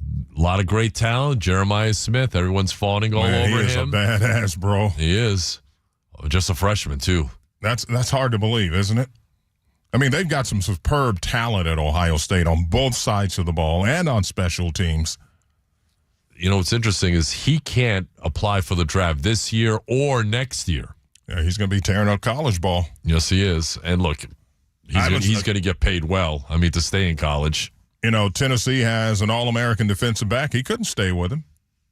Shamad McCoy, he's young, and so is Mr. Smith. But, man, he lit up Tennessee, lit up Oregon. He's going to be tough. He's going to be fun to watch tonight. I like Texas. I just think that Quinn Ewers is a guy that he engineered the comeback against Arizona State. You know, Steve Sarkisian, really good college coach. That defense is going to have to play big. They've been pretty good when it matters the most. So I'm going to take Texas tonight. Should be a great game. I hope it comes down to, a last-minute or last-second field goal like last night. That was fun. It wasn't the best played game, but it was a fun game to watch. It's the 5 o'clock happy hour. Ronnie Lane is here. He's going to be with me every Friday in the 5 o'clock hour. Great to have you back in the building, back in the studio. We've got playoff football this weekend. You got a couple of wild card games tomorrow. Any upset specials that Ronnie Lane is looking at this weekend? Well, when you look at I don't know how the Rams are going to play. They've been displaced because of the tragedy there in L.A. How awful is that? Very nice gesture by the Cardinals organization to send 2 777s to pick up the team and their families and get them to Phoenix. But I have no idea. I mean, the Rams could certainly lose in this game. It's supposed to be a home game, and now it's not. So I don't know, man. It's a neutral site game. How are they going to? They're going to be emotional. They have to be. And will the focus be on football? It's going to be tough because what's happening right now out there is just horrifying. Awful. Horrifying. And however you feel about, and the stories come out about this actor lost his home, that actor, and people just have bad things to say because they don't like that person's acting ability, or maybe they're. This is not about that. It's not about that, or their political preferences, what have you. Yeah. I mean, this is larger than that. Okay. It really is. I think the Texans could get the Chargers tomorrow. I really do. They're at home. They're talented enough to do that, and we know the Chargers have been up and down. Look what the Bucs did to them in L.A. 40 points. Yeah. And they shut them out in the second half. I don't see the Steelers having a shot against the Ravens, though. No Zay Flowers. Maybe they can hang around for a while. The thing that I don't like about the Steelers is offensively, man, they're an absolute mess. And the Ravens' defense, the Ravens are going to win that game with their defense tomorrow night. By the way, it's a Prime game tomorrow night. You got to have Amazon Prime. Yeah, I do have it, but I just... It's just crazy. It's just like you got to figure out which streaming... Exactly. Like which streaming service has this game or that game. How do you feel about the Broncos and the Bills, man? I think the Bills take this one. I think the Bills will handle them. Yeah. Yeah. That's a tough spot to be in, having to go on the road as a rookie quarterback. What's the question? Well, the question here is, can you stop Josh Allen there, Coach Payton? And I know because you said it on TV, the Eagles are the upset special for you, right? Is it the Eagles? Packers over the Well, Eagles. the Packers open, but that Yes. game, it's the Eagles game because Listen, I trust Matt LaFleur a lot more than I trust Nick Sirianni. And even though Jalen Hurts is back and A.J. Brown's going to play as well, they're less than 100%. Hurts hasn't played in a couple of weeks because of that concussion, so that's a thing. And if I'm Green Bay, I'm stacking the line of scrimmage to stop Saquon Barkley and seeing if Jalen Hurts can beat them with his arm down the field. Yeah, he's been a little up and down this season. Like you said, he's had, 2 weeks off? So he's going to have a little rust on him. Little rust, coming off a concussion, and you know how some defenders are, they're going to try and, give him a hard time, maybe a little push here or hit there. Well, the other thing is that's going to completely maybe disrupt what they really want to do because they run a lot of these RPOs with Jalen Hurts holding onto the ball and the tush push now where he's taking a hit going into the pile with all those big bodies. Maybe they won't do much of that. They won't be able to run the offense the way they normally would run their offense now, I think. So that game is on in front of the Bucs game. How fired up would the Bucs be, or would it matter if the Packers beat the Eagles and the Bucs know if they win, they get to stay at home again? That would be incredible. And it would be awesome. I think there's a chance it happens. The other thing is with Sean McVay, and I was surprised he did this last week. He didn't play any of his guys last week. Like, getting a higher playoff seeding didn't matter to him. He won the NFC West. He thought he was getting a playoff game at home. Now he's not getting one.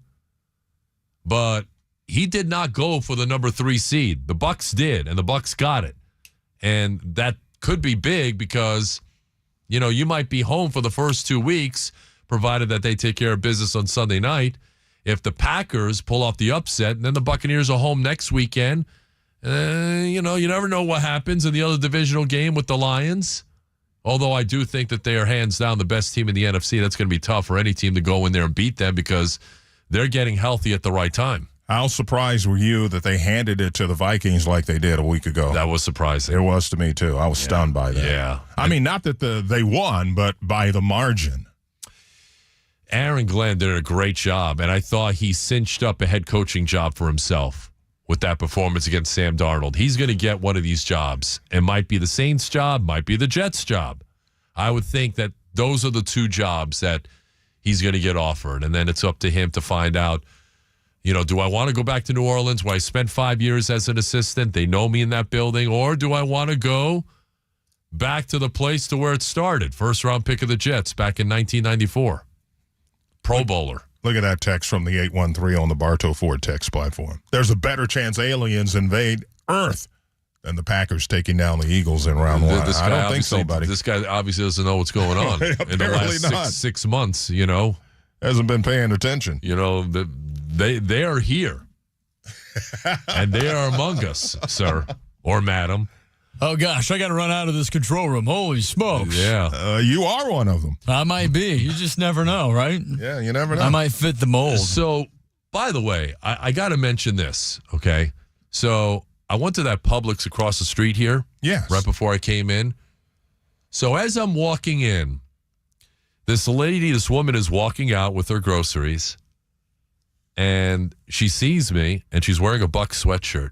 She sees me, she's like, are you getting ready for your show? I have no idea who this woman was. And I just started laughing, and she's like, I know who you are.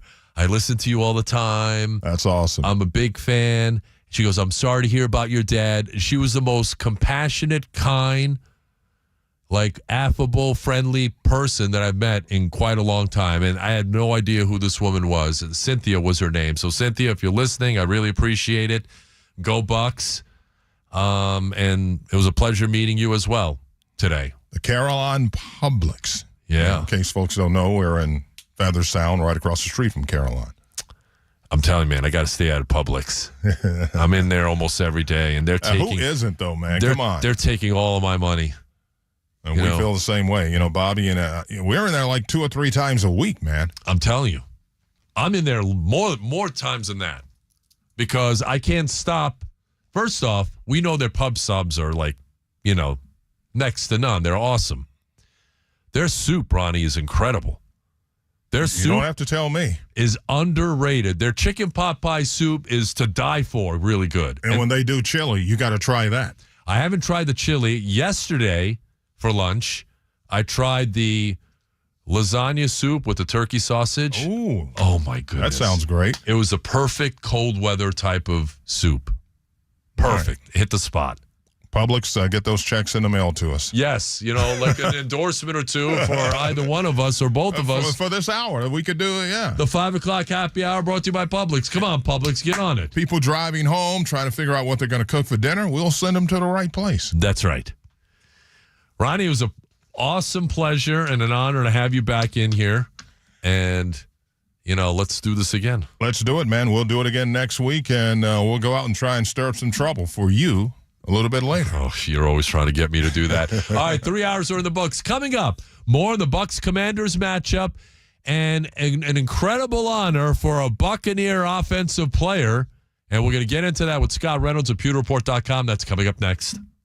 You're tuned in to The Drive with TKras. Folks, be careful out there because an injury accident can happen to just about anybody. It happened to me, unfortunately, last year. But, I'm on the right side of it because of my friends over at Catania & Catania, the personal injury law firm that's been doing their thing here in Tampa Bay for the last 30 years. They don't get paid unless you get paid. They're getting a lot of money for their clients. Almost $1 billion has been recovered by my guys for injury victims just like you. So they have my back. They're protecting my rights. They can protect your rights as well.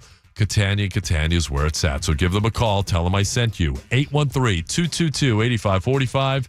That's 813-222-8545. Or get a free evaluation.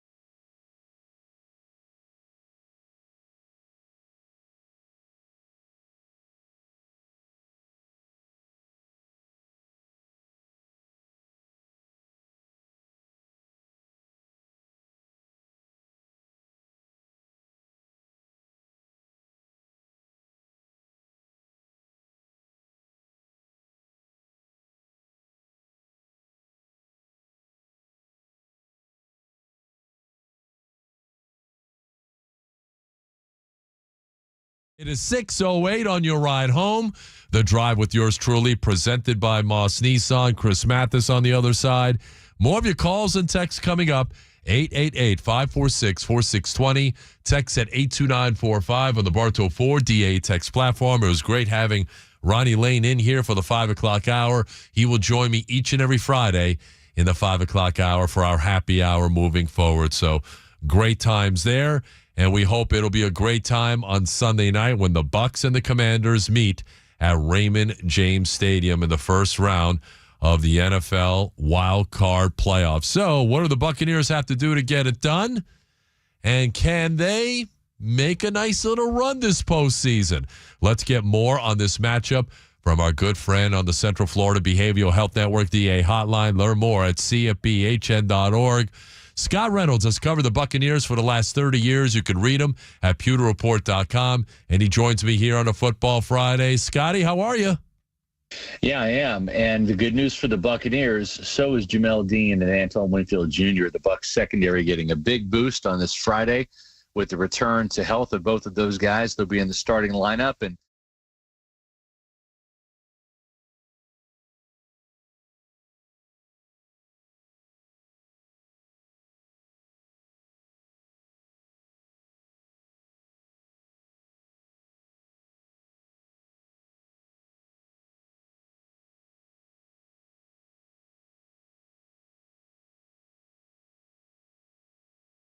injuries